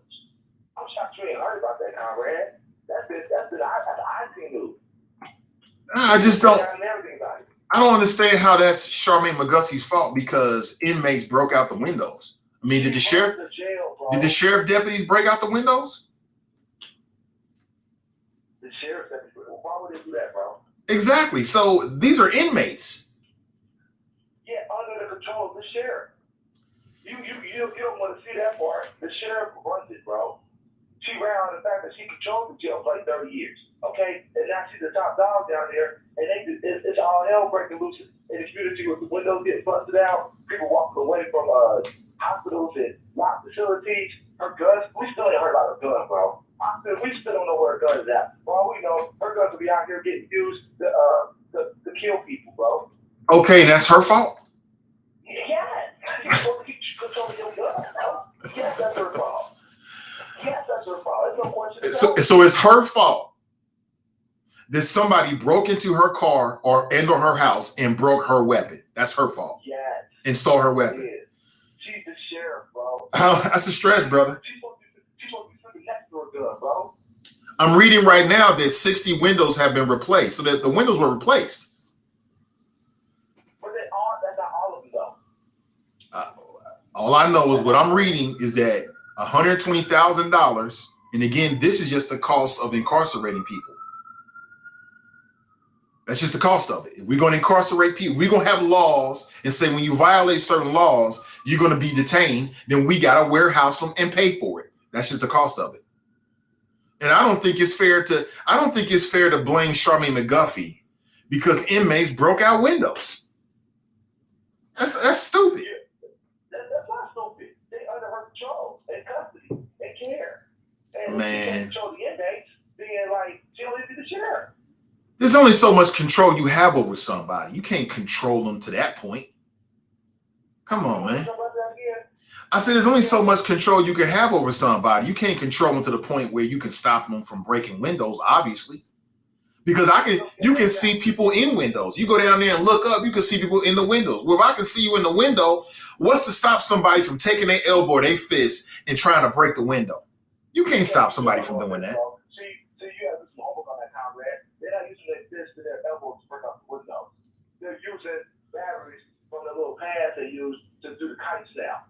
Okay. Batteries out. And so, bro, that's what I'm saying. But then you got to take away the technology because they ain't using it right. They keep controlling the jail. So is that 101, bro? okay? Well, maybe that's what they've done now. Maybe they've taken away access to the tablets and stuff like that. $120,000 of damage been done to the windows. Well, that's just the price of incarcerating individuals, man. You coming across like a hypocrite, and I ain't gonna because you just coming across as a hypocrite because you of all people should know that you can't control nobody. People go down there and be in process and do all kind of shit. That ain't the fault of the sheriff. That's ridiculous. That's a stress, but I understand. I get it. All right, comrade. I'm just saying, like, how many windows in the order got busted out? So what now? How many windows got busted out?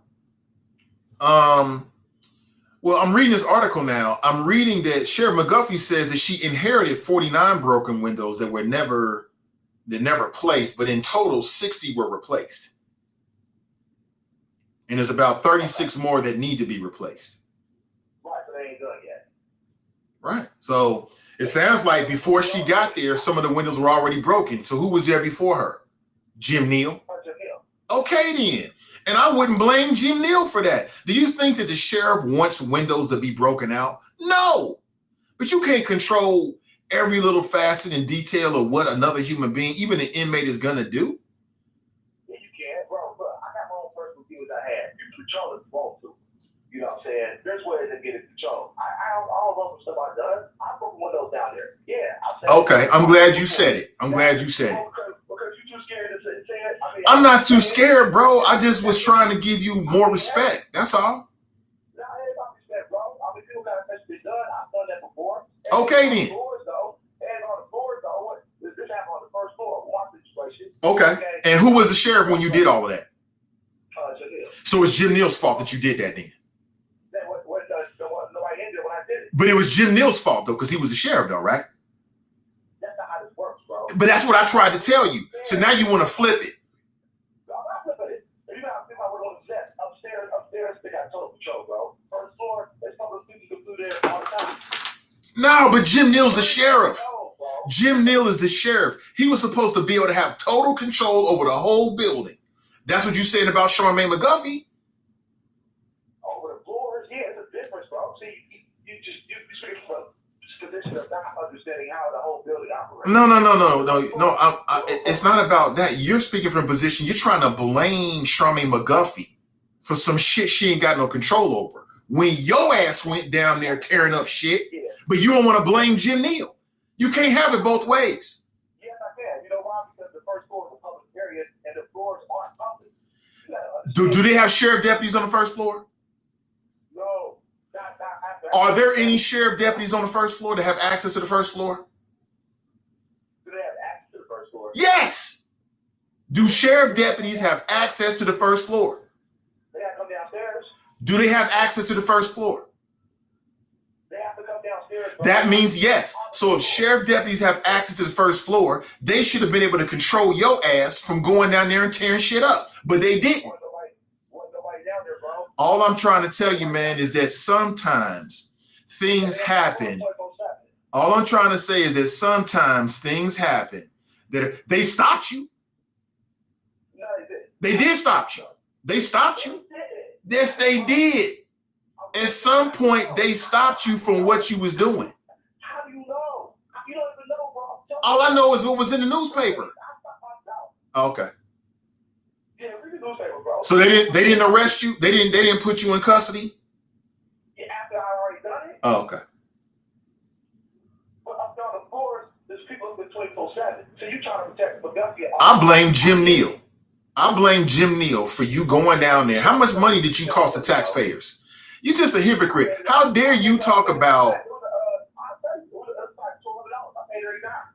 Right. So you go down there. You go down there and tear some shit up. I'm blaming Jim Neal because he was the sheriff at the time. He should have been able to stop you. No, I sound just as silly as you did when you blaming Charmaine McGuffey for what some inmates did. On the floor, yes, they are up there 24/7. You're in the building. You in the building. Look, bro, you don't have to. You No, I don't have to know the setup of the building. The entire building, even the first floor, correct me if I'm wrong here. The entire building, now you want to hang up. The entire building, even the first floor, is under the purview of the sheriff.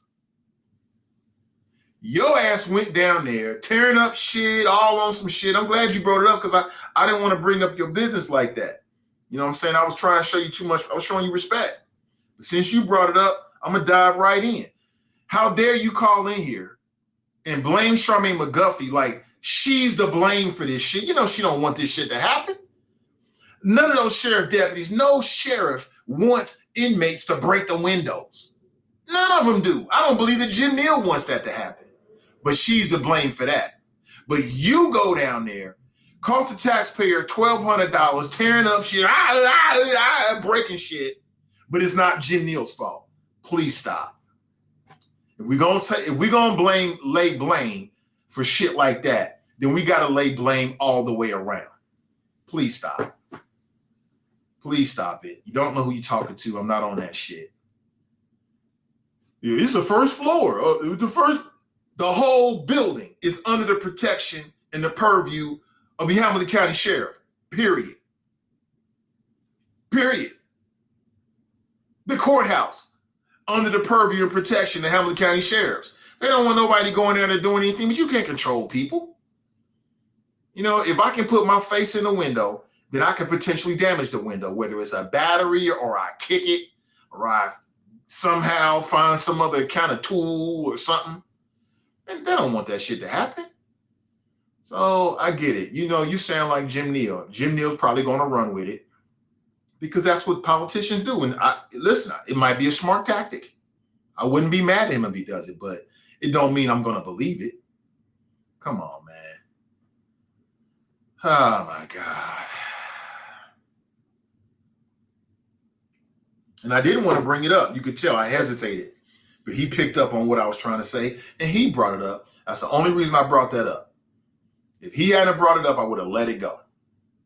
I was like, nah, I ain't gonna put my brother out there like that. I ain't trying to make him feel no kind of way.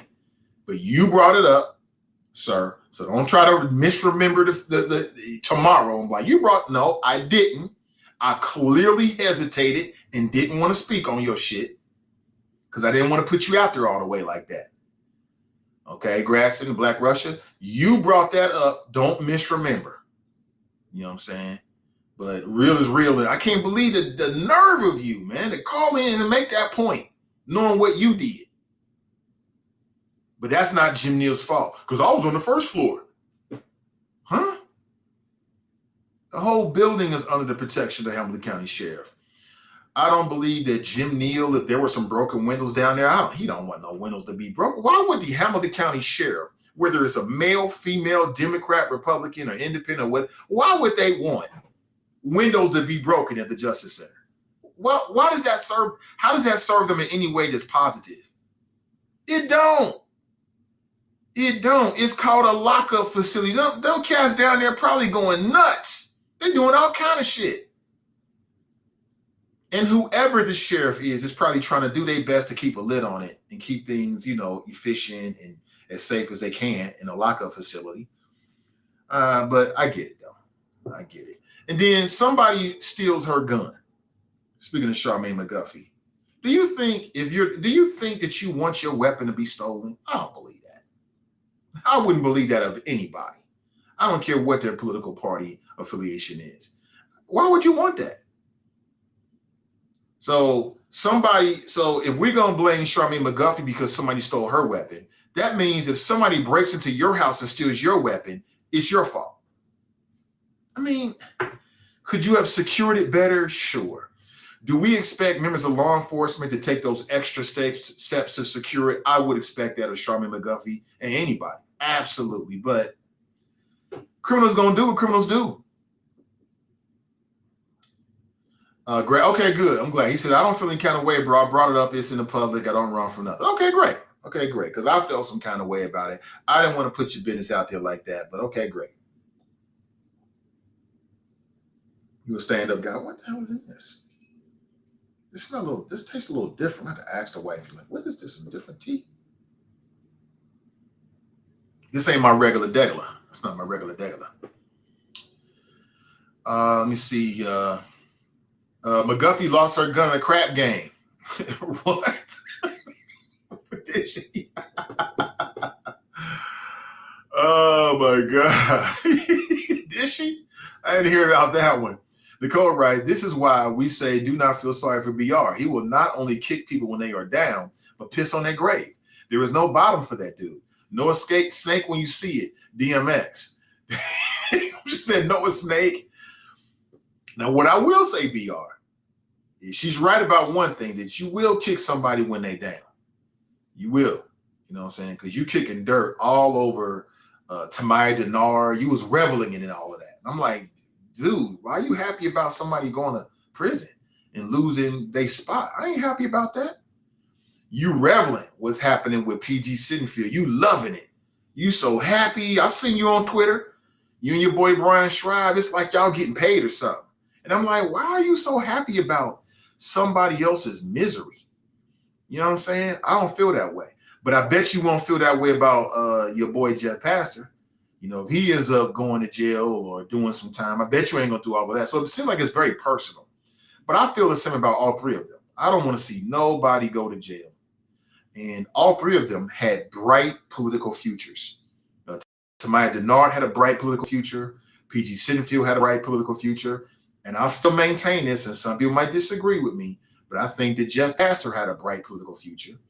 And I'll stand by what I say with Jeff Pastor. As a black Republican, what I was hoping is that he could have some damn sense and some backbone and bring some diversity of opinion and some equity from his party back for our communities. That's what I was looking for. Now, was he going to be that person? I don't know. But that's what I was hoping for. That's what I was hoping for. That's it. You know what I'm saying? So speaking of PG Sittenfield, I think that trial picks up either today or tomorrow, and it's going to come to a quick end. So maybe within a week or two, we should get a verdict. Jack, you're wrong about that. Jeff, you're so wrong. I'm not laughing at this. He writes, Jeff's looking forward to lockup so he can practice poly behavior. I'm not laughing at that. I will not laugh at that. Kush writes, yes, they were on the same incline, right? Yeah, like all three of them had, the future was in front of all three of them. People was talking about Tamaya Denard running for mayor one day. You know, people were looking at her to run, you know, for a second term on council at the very least, and perhaps to be looking for mayor. PG Sittenfield was the front runner to be the mayor of Cincinnati. Clear front runner. And Jeff Pastor had a bright future as well as a black Republican. I think he probably would have been elected to a second term. I do, because name recognition, being a brother, he came out and supported FC Cincinnati, so that satisfies the business community. And I think he had a real strong shot to be reelected for a second term. I mean, how could you say otherwise? Because Liz Keating? She got reelected and she didn't have nowhere near the name recognition, as a Jeff Pastor. And plus, Jeff Pastor, had he been able to run for a second term, he already won. Liz Keating, she was selected to replace PG Sittenfield. I want to catch up with her as well very, really soon. All three of them had bright futures. And so from that standpoint, it's very sad to see that, you know, for those people and their families, and then whatever they could have brought to our community. Grasson writes, PG back up today. Okay, great. So we'll get to the end of this and see what happens in this case. And, you know, I think one good thing to come from all of this, she raised $250,000 and got cool with Tillery. She was in there. I thought that political campaign ad, it was her in Wimburn. I thought it was the worst produced one I've heard in a long time. I thought it was terribly produced. But what do I know? It seemed to be effective. I remember when I heard that, I was like, oh, this is interesting. But it worked, so. Jack writes, she had name recognition because of Lincoln Ware and Liz Keating. Because of Lincoln Ware? Lemmy writes, Black Excellence sweatshirt. Very nice. I like it. Thank you. The wifey got it for me. Always looking out. Jack writes, you would have laughed if Glenn had a type, LOL. Yeah, I think about Glenn a lot, man. His voice and his presence is still, man, it's always going to be missed. Irreplaceable. Mika writes, miserable people want to see others unhappy. They thrive off of it. You saying about Braxton? I don't know if Braxton's miserable. I won't say that about the brother. I don't know. All I know is I'm not miserable at all. I'm very, very blessed, and I know it. And so many good things have happened and are happening right now. So it's great to be alive. So I don't know. I don't know. But you're right. Do miserable people do like company? And I don't want to join them. He said Jeff is looking forward to lockup. You're wrong for that. Ray writes, good risings all. My thoughts are, that's what we doing now, celebrating July 4th, 2 weeks after Juneteenth. It's a hard no.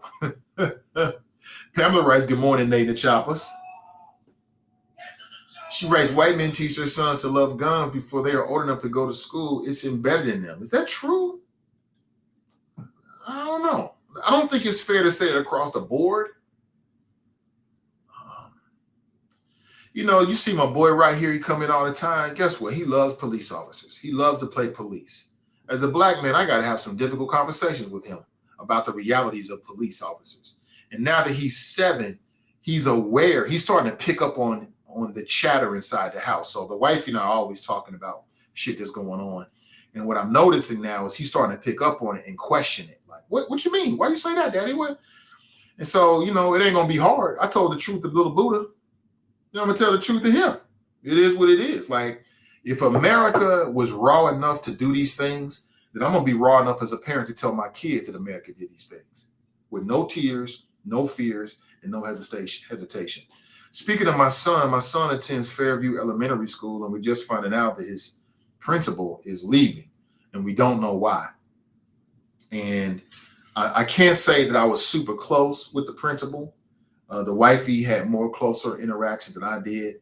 But what I will say is that one thing, and nobody is perfect, but one thing it was a white male, but one thing I can say about him is that he knew what time it was. He understood that within the Cincinnati public school systems, and even in that school at Fairview Elementary, that there were some real barriers, that race was a barrier.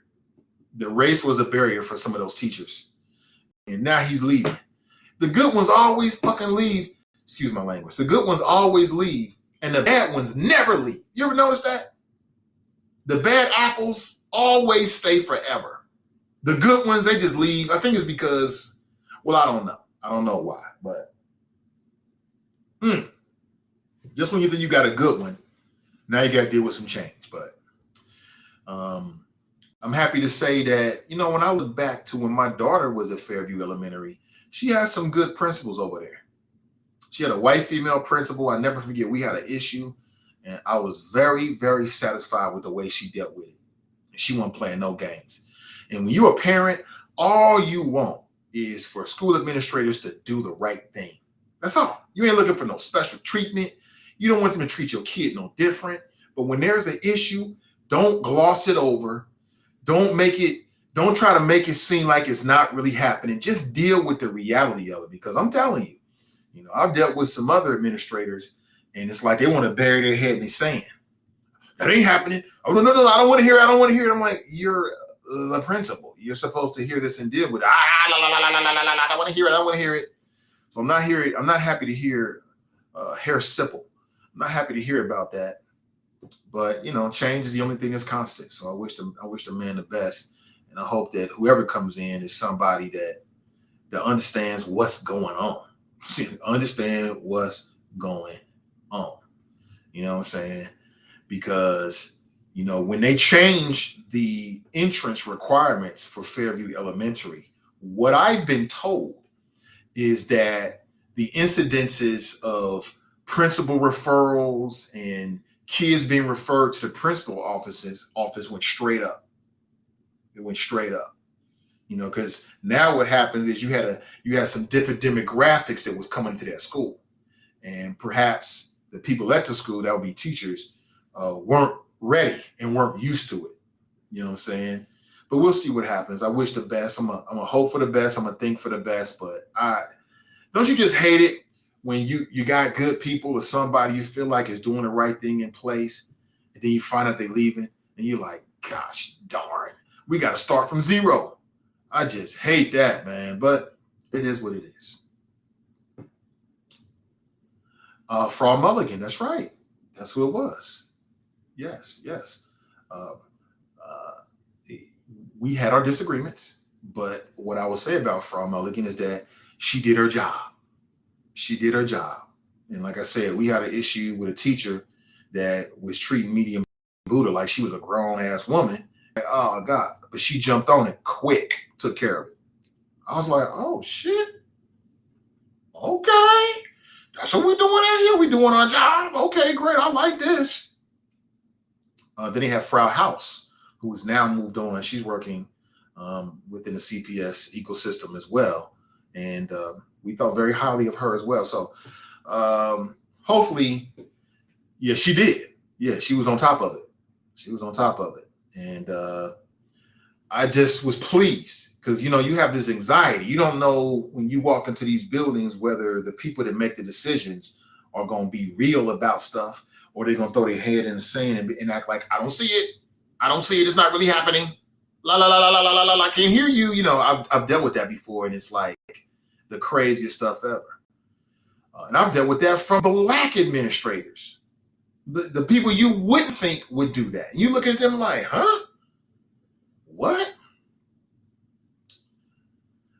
Nat writes, did you see what Creflo Dollar said about tithing? Yes, I did see it. He said that basically that he misread the Bible and that people don't have to give at least 10%. Now, he said this after he's juiced probably tens, if not hundreds of millions of dollars from his congregation. Congregation buying him jets and all kind of stuff. I don't care what the Bible say. I'm going to do what I think is right. And tithing can come in many different forms. It don't have to just be what the preacher say. If it don't make sense to me, I ain't doing it, period. And I just don't like prosperity preachers. If you give, then if you give us money, God's going to give you money. And I'm like, well, why don't y'all just go out there as a church and do good things and then God can give you the money directly? Why do I have to give it to you?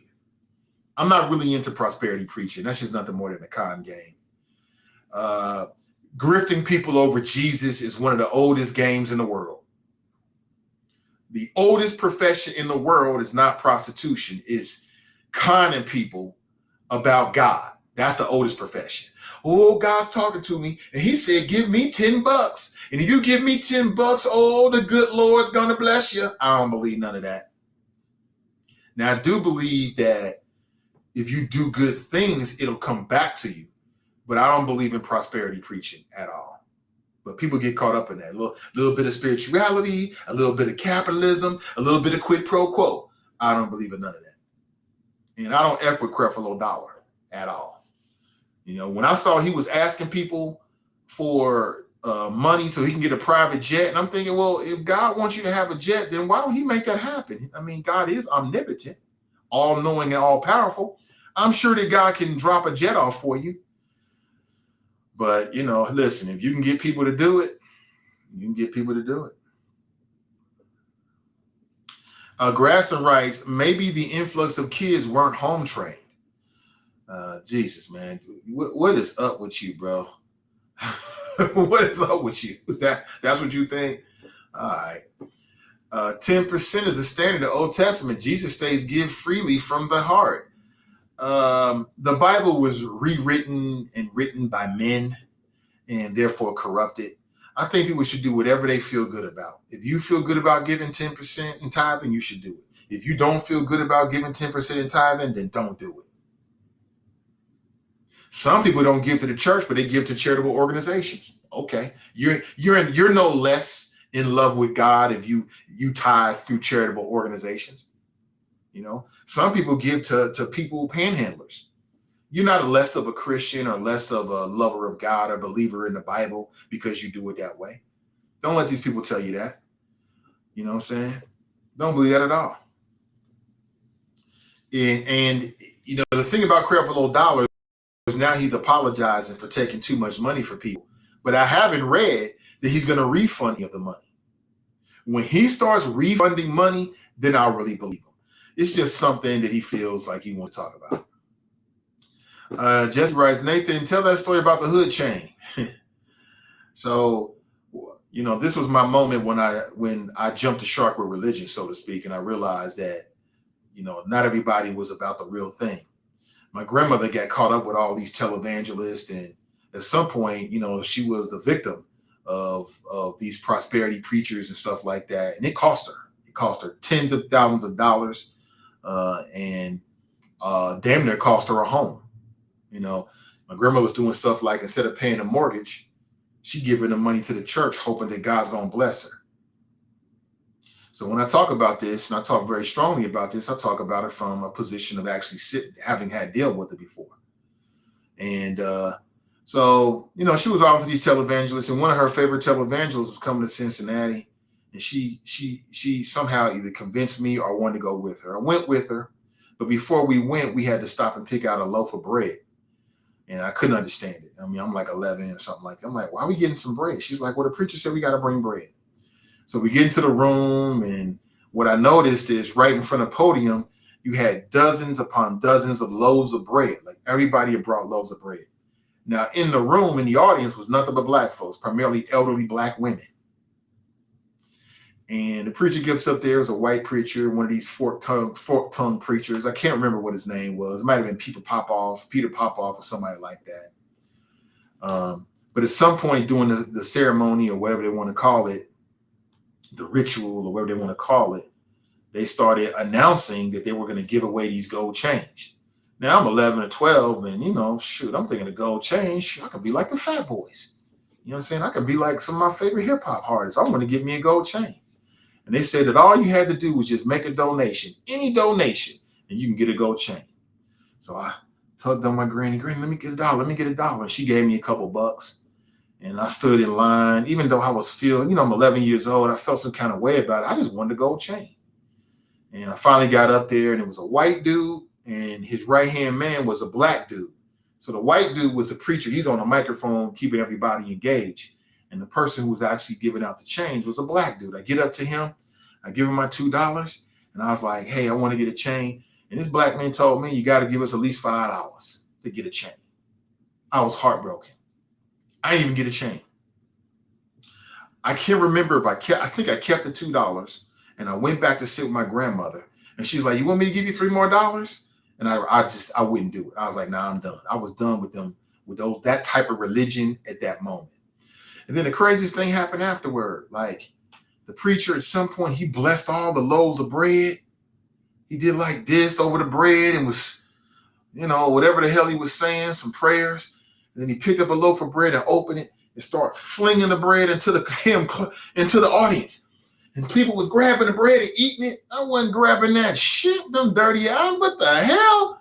I was turned off on organized religion right then and right there. I was like 11, 12. I was turned off completely. And ever since that day, I'm just much more spiritual.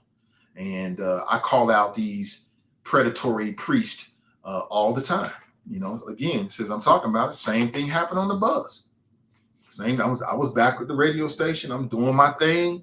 You know what I'm saying? I'm whipping it up. I start talking about these preachers and, you know, how they be stealing people, stealing the flock. And then I came up with this phrase, who put Jizzy on the crizzy? Like, who put Jizzy on the crizzy? I mean, I was just being provocative. Little did I know that I was really ruffling the feathers of some people out in the audience, including a local preacher by the name of Bishop Bobby Hilton and his wife. I'm sure he don't like it when I tell this story, but it's the truth. I didn't even know that Bishop Bobby Hilton existed. I had no idea. I had no idea who he was. I wasn't talking about him at all. I was talking about in general. And if the shoe fit, I'm going to tell you the whole story, actually, because there's a moral behind it. If the shoe fits, it fits. So this is how Bishop Bobby Hilton came to the bus. He probably hates it when I tell this story, but if he's a real man of God, then he won't lie about it. If you ask him about it, he keep it real with you. This is how he got introduced to the buzz. The way he got introduced to the buzz was me. he used that situation to introduce himself to the buzz. That's how he got a show there. That's because they had weak leadership at the time at that radio cluster. And what they should have told Bishop Bobby Hilton was to go F himself and kiss my ass. Because he was talking about how he was going to lead a boycott against the buzz because I said who put Jizzy on the crazy. I remember we had a meeting. It was me, it was Jerry Tolliver, it was a sales rep, a guy named Ronnie Ikena, who's still down there. Shout out to Ronnie. It was the general manager of the cluster was a white female because Radio 1 loves to put white people in charge of our culture. It's a white female, forget her name. And it was Bishop Bobby Hilton and his wife. And we were all down there. And I couldn't understand why they wanted to meet me. I couldn't understand it. But, you know, at that point, I'm young in the game. Okay, great. So we had a meeting. In the meeting, Bishop Bobby Hill's wife tried to disrespect me, but, you know, I'm like, later for all of that.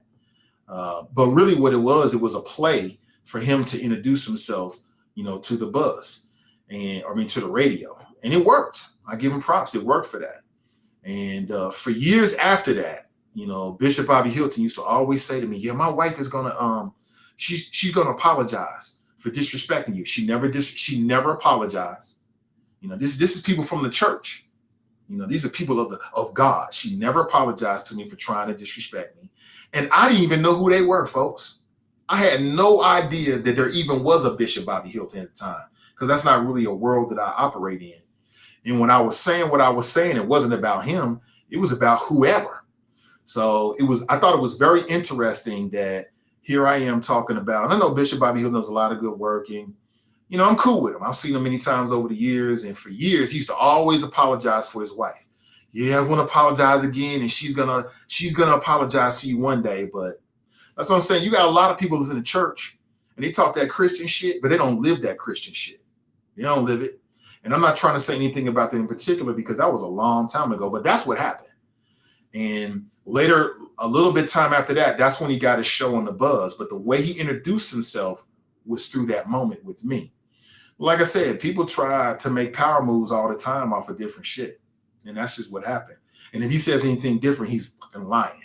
That's exactly what happened. You can ask Jerry Tolliver. Not that she would probably speak on it, but she was sitting right there. And she said to me afterwards, she was like, you know, we didn't handle that right.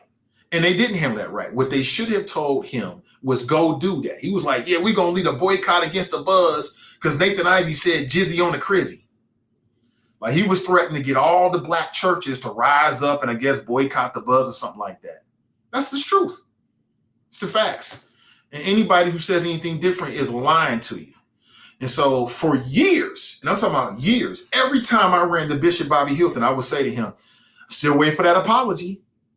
Still waiting for that apology just to fuck with him. Just to F with him. Because I knew no apology was ever going to come. But it goes to show you the power of media.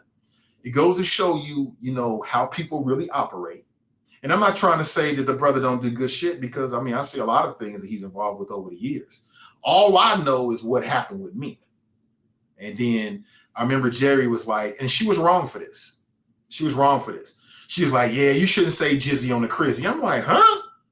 Why not? What's offensive about that? Ain't nothing offensive about that. And if you offended, so what? Get over yourself.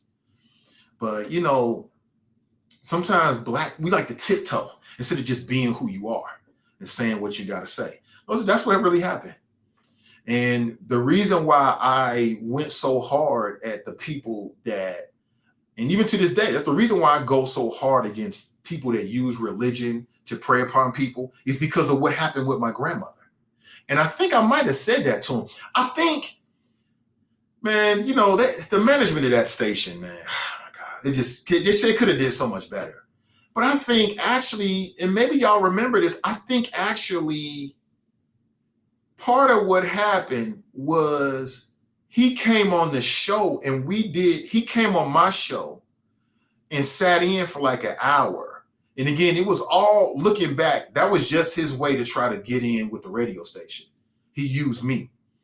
And I think they wanted me to allow him to call into the show and share his viewpoint. And I couldn't understand why they did that. They would never do that down the dial. They would never do that down the dial. You know what I'm saying? It's called First Amendment. If you don't like it, then don't listen, period. If you're going to start a boycott, then go start a boycott, period. But we're not going to change what we do because you don't like something. But they caved in like a lawn chair. And I think he did call into this show, and we went back and forth about it. He couldn't move me because I already knew what I was talking about. But it really wasn't about that. It was about trying to introduce yourself, to that radio audience. And that's what happened. And that's why to this day, I'm not with those. I'm very, that religion stuff, man, I take it very seriously. And just because you say you're a preacher, that don't mean you get my respect. You earn my respect through what I see you do and how you interact with me. There's only one church in Cincinnati that I actually would even go to. And that's because I know the preacher. I've spoken with the preacher over many, many, many, many years. I've challenged the preacher. You know what I'm saying? I'm talking about KZ Smith. Like I at one point I met with KZ Smith in his office and we had a real tense conversation. And through that conversation, that man earned my respect. He earned that from me. You don't just get that from me just because you call yourself a bishop or a preacher. I don't give a damn about none of that. You got to earn that. And KZ earned my respect. I don't agree with all his politics, but I don't have to. That's him. But he earned my respect. So I take that very, very seriously, man. I can tell you some more stories about some of these so-called religious folks in Cincinnati. They won't like it. But they talk all this Christian stuff up here. But when you behind closed doors and it really matter, straight devils. Straight devils. Yeah, people saying, wow, that's the 100%. That's exactly what happened. His wife tried to disrespect me. And I'm like, why is this black woman trying to disrespect me? I'm an agent provocateur. My job is to get people to listen. And I did that shit very, very well. Why is she coming at me like this? They thought I was talking about them, which, like I say, what they say about a hit dog? I'm saying, like I said, I didn't even know the man existed, y'all. I had no idea who he was. None. I was completely caught off guard. I'm like, who? What? Yeah, Bishop Bobby Hill want to talk to you. Who is he? I had no idea. I go to this meeting. His wife, black woman, tried to disrespect me. I'm like, okay, I got you. And, it is what it is. You know what I'm saying? It is what it is. I don't hold it against them. I mean, that shit was years ago. That was a long, long time ago, man. That was like, that might have been 10 plus years ago. Literally, that was a long, long time ago. So I don't remember exactly when it was, but those are the facts. Those are the facts, 100%. And again, I'm not saying anything about Bishop Bobby Hilton today because I've seen him being part of a lot. I think he's done some good work. You know what I'm saying? But those are the facts. I even remember one time he introduced me to his sons, and I got the feeling that he was trying to like intimidate me or some shit like that. And I'm like, I can't be intimidated by something like that. I don't care about your son. You gonna get your son hurt. I don't play no games like that. I mean, this is talk. Let's keep it just like this. But I remember he introduced me and they was looking at me all crazy. I'm like, oh my God, y'all about to take something that's really, really small and take it to a whole nother level. It's not that serious. You know what I'm saying? Like I listen to the radio all the time and see shit I disagree with. I leave it like that. I turn it down or I keep listening. I'm like, I disagree on that point, but maybe we can agree on something else. But I'm saying this city, I'm going to say it again. I'm going to say this. I've said it before. I'll say it again. In some cases, black people are black people's own worst enemy in the city of Cincinnati. This is black people. We talk all this stuff about white and black. It is black people in some cases that are even worse than the so-called white folks. And there's white folks that's willing to be an ally, but because we so caught up with race, sometimes we can't even see it. It's the truth. You see, Richard writes, I work on Bishop Bobby Hilton's church. His wife is something else. Again, I don't want to get into anything deep about his wife. I have nothing negative to say about that woman because I don't know. All I know is what I just told you is 100% facts. Y'all think I'm ask Bishop Bobby Hilton one day if he remembers, because that was a long time ago. I'm sure he's got much better things to think about than that. But that's how he got introduced to the buzz. through me and through that incident. He should have gave me some fucking props for that shit, actually. But you know how these Negroes is in this city, man. It is what it is. See, Jericho writes, Jizzy on the Crizzy making a mockery of Jesus Christ. I may be missing it. So that puts a mockery of Jesus Christ? Okay. All right. I guess I can take that. I can see that. You know what I'm saying? If you're a hardcore believer of Jesus Christ, for somebody to say, who put Jizzy on the Crizzy? I swear to God. Like Jerry had to keep reminding me because it would slip out. Because I'm just like that. Like if you tell me not to do something and I feel like it's something that I should do, I'm going to do it anyway just because I want to see what you're going to do. Don't tell me not to do some shit. That's the wrong thing to do. I just can't resist it. It's like I'm like a little kid. Don't tell me, Nate, you better not do this. And I'm like, what you going to do if I do it? I just got to see. I just have to see. That's just the wrong way. It's the iconoclast in me. I just built that way. And it's a character default. I fully admit it, Jerica. It's a character default, but I'm comfortable with who I am. And she's like, don't say Jizzy on the Crizzy. I'm like, why not? Because religious folks going to get upset. Well, let them get upset. Maybe to make them think about it. You know what I'm saying? Gosh, darn, we call everybody want to play everything inside the lines. That's why we never get anywhere. You know what I'm saying? My attitude, I wanted to break some shit. I wanted to challenge people, engage you, really make you think and challenge some of your traditional viewpoints. That was my whole style. You know what I'm saying? I mean, if I come on and say shit that everybody else agreed with, then how am I different? That's how I looked at it back then. I wanted to challenge. You know what I'm saying? When I say you're friendly neighborhood agent provocateur, I meant that. People used to misunderstand it. Like, you're just saying that to get people riled up. Like, yes and no. Like, I want you to, like, Nate is on and he's saying some shit. I'm making me think, but I ain't trying to, it wasn't clickbait. I'm not a clickbait type. But, I'm just naturally, I naturally clash with the status quo. Let's put it that way. Who put Jizzy on the Crizzy? Yeah, they had milquetoast management. Yeah, they did. Yeah, they did. Like, what's the use of being black owned if you put white people in charge? And I'm talking about white people that have no connection, no respect, and no idea about our culture. Why would you do that? That don't make no sense. Now, if they qualified, I get it. But if you're not of and understand and have a respect for our culture, then how could I put you in charge of something like that? And they love to do that shit at Radio 1. They love to do it, but it is what it is. Tell the Sister Francis story. Which one? I can't remember. Which one? I can't remember. Sister Francis. I don't really have any Sister Francis. She was just a great caller, man. Everybody loves Sister Francis. Love her. She loved her some Lincoln. That was her dude, and I respected that. I never tried to get a connection with her. I just did me. She would call me from time to time, and she was just. But Sister Francis was a showman. She knew what she was doing. She would turn it on for the radio and get people going. That's great. You need those kind of people when you do a radio show. You need those kind of folks that's got their own personality. You need that. I think she helped. Those shows. Most definitely. I had nothing but love and respect for Sister Francis because, as somebody behind the mic, I understood you need those kind of people. But let's go to the phones. Good morning. Welcome to the show. Hey, it's Kev on the cell. What up, Kev? Hey, man, I'm happy to be back. Something going on with my voice apparently, but happy to be back in the land I'm blessed to stay in. Almost did get back in, man. That's not a joke. That's being serious. I traveled on my British passport and found out that I need to make sure I get my American passport because they weren't gonna let me back in, man.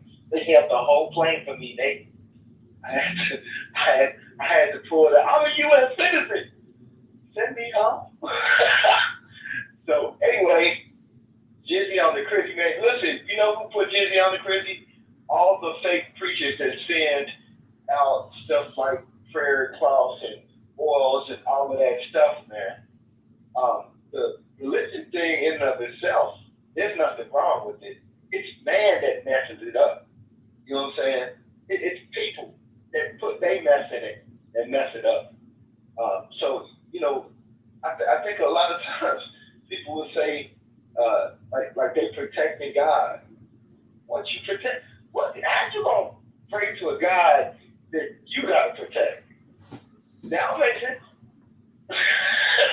you get what I'm saying, bro? Like, how you protecting God? I don't understand. I don't know. Anyway, I don't know. So anyway, for all the people out there, real quickly, because I know we get to the end of the show, I wanted to make sure that folks recognize that we are in a unprecedented. I'm sorry, I got to start early, but we are in an unprecedented situation right now where we may be able to help to flip, well, at least to help to control what's happening with the Senate, and it's really important that we get out there and we vote, right? So yesterday, people always keep saying, I know I'm a new American, so don't take it with a grain of salt when it comes to this, but people always saying, I don't celebrate Independence Day, I don't celebrate Independence Day, well, you should, you know what I mean? Because your Independence Day did give you the right to vote in many places. They don't have that. You know what I'm saying? And I've been to some of those places where, you just don't have a right to vote. You have no say. The government is what it is. And for whatever, good or bad, we do have a say. One of the things that we got an opportunity right now is that there are two people that are holding up agendas. The filibuster, everything else is being held up by two folks. And we can't replace them because they're not at risk. But we can make sure that folks get out to the polls and vote, because Ohio, get this, listen to me closely, Ohio has a chance to vote in a Democrat into a Republican seat. So if there are two people that are holding up agendas, and you get one more seat on the Senate, then we're one more vote closer to having things done that you want done. But that's not going to happen if you say, oh, man, it's just the midterms, we ain't got to show up, we ain't got to do this, and we ain't got no independence, and your vote don't matter. Now, your vote does matter. We do have our independence. Now we have to fight to make sure we can keep it, because apparently there's some folks that want to take it away from us. Again, I don't know about y'all, but if you come to my door, I watched Roots last night, if you come to my door with that BS about how we got to put you back in chains, you gonna leave with slugs. That's all I got for you. I ain't got nothing else. But since I don't want to do that, because I'm gentle like Nate, I'm trying to say, let's go to the polls and split Ohio. We'll have two Democratic senators here. It will take either a senator or a man out the way. Prayerfully, people won't be stupid enough to vote for Dr. Oz in Pennsylvania, and that'll give us 2 seats. And then guess what? No matter what Manchin and Sinema does, right? No matter what they do, it will be of no effect. It would be of no, say it with me, Nate. It would be of no effect, because you can't hold it up. If there's 52 votes, and 2 of y'all say you ain't gonna do nothing, there's 2 other people that will. So we gotta, again, I know I'm new, I apologize. New guys speaking up again. Dang, he ain't supposed to talk. He ain't earned the right, even though he's lived in this country for over 48 years. He ain't got a right to say nothing. He ain't got a right to say nothing. But listen, get to the polls, take one. If you got room in your car, take somebody with you. The turnout was horrible last time, so apparently my message didn't work very well. I made sure I got there, and I took some folks to make sure that they got there. But the turnout was terrible last time, and that was for a presidential election. We got to show up, we got to vote, and we can't make a difference. Nate, bruh, happy to be back, man. I thought I wasn't going to make it back, man. I wish that was a joke, but it really ain't. Shit, my daughter was like, that's my dad. You're like, okay, on the plane. Yeah. He might not be joining you, though. Anyway, y'all be blessed, be safe. Get and give the bag all day, every day. Be blessed. Be blessed, man. It's Kevin on sound. Appreciate it. But to finish that story, I believe, I'm trying to remember it. I can't remember how I forget this, but I think she called me the N-word. I believe that's what she said. I'm talking about Bishop Bobby Hilton's wife. So we get in, let me tell you the whole story. So we get into this meeting, and again, I said, who put Jizzy on the Crizzy? About 2 days later, Jerry Tolliver calls me in her office. She's like, well, you ruffled some feathers. There's this preacher named Bishop Bobby Hilton. He's upset about that. And he's threatening a boycott of the Buzz. And I'm like, really? Now, part of me was like, cool. Because, when you're an iconoclast and like doing that kind of radio, you want to have an impact in the community. But I was also very, very like, who is this guy? I had no idea. We go into the meeting, me, Jerry Tolliver, trying to remember the name of the general manager at the time. It was a white female. I think her name was Lisa. Could be wrong about that. Ronnie Akina, who is a radio sales exec who's still there. Shout out to Ronnie Akina. Bishop Bobby Hilton and his wife. I had never met him before, never seen him before, didn't even know they existed. And I don't remember how the conversation started, but they started asking me some of the dumbest questions in the world, like why I said what I said. And I told them I said what I said. I said it because I wanted to. And I didn't even remember what I said. And at some point, I think she was like, well, what if I call you a nigga, something like that? This is what this black woman said to me. And I think I said to her, what would you say if I called you a nigga? And I'm like, well, what I would say is, you could take the ghetto, you could take the preacher's wife out the ghetto, but you can't take the ghetto out the preacher's wife. I said something like that. It shut the whole conversation down. There was nothing else really to say after that. I believe that's what happened. I'm pretty sure. Yeah, I believe that's what happened. She tried to use the N-word. I'm like, wow, you gonna call me an N-word? You got white folks in here, and you a self-respecting black person? I was completely turned off at that point. And that's why I razzed him about it for years. I'm talking about for years. Every time I saw Bishop Bobby Hilton, I'd be like, I'm still waiting for that. Still waiting for that apology from your wife. And he'd look real funny. And now, to his credit, when she said that, and even afterward, he came and apologized to me. But she never apologized to me. She never apologized to me. What I'm telling you is 100% facts. I'm just telling you an interesting story in the morning. I ain't got no grudges or anything. It is what it is. But this goes to show you, like, just because you a preacher's wife or a preacher or something, it don't mean that you don't still got certain shit in you. It don't mean you a super good person. It don't mean none of that. You know what I'm saying? Because compassion and patience, that really comes into place when you have a reason to not have compassion and patience. Sorry about that. Somebody was calling me. Call me back. Well, no, I'm about to roll out of here. It's 10. So that's what happened. And then after that, he ended up sitting in and doing different shows. And I think the radio station was trying to appease him because they really thought that man wasn't going to lead no gosh darn boycott. And even if he did wasn't going to boycott the only black talk radio station in the city, I could never understood why they did that. But, they used to do a whole bunch of shit like that. That's the reason why they never took advantage of their situation. I was just talking to Jerry about this.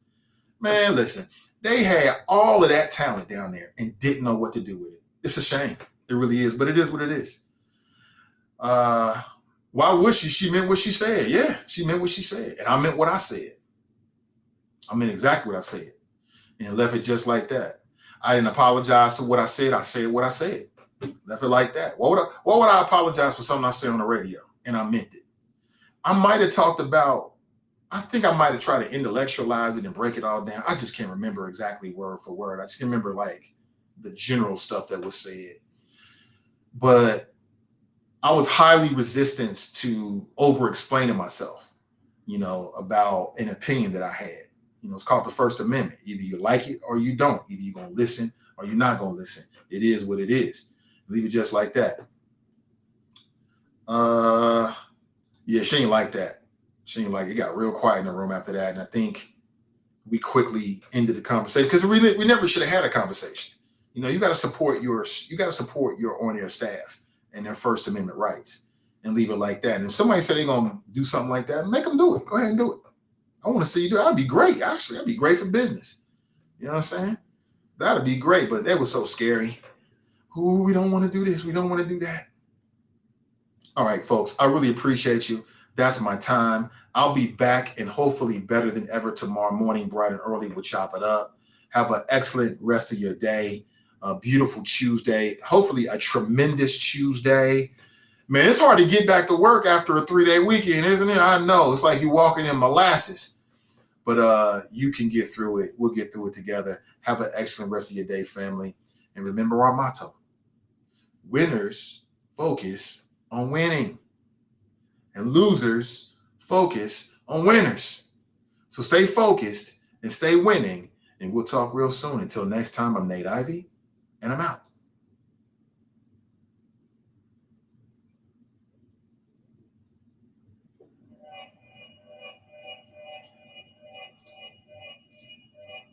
Yeah. Talking to my mirror like I love you so much.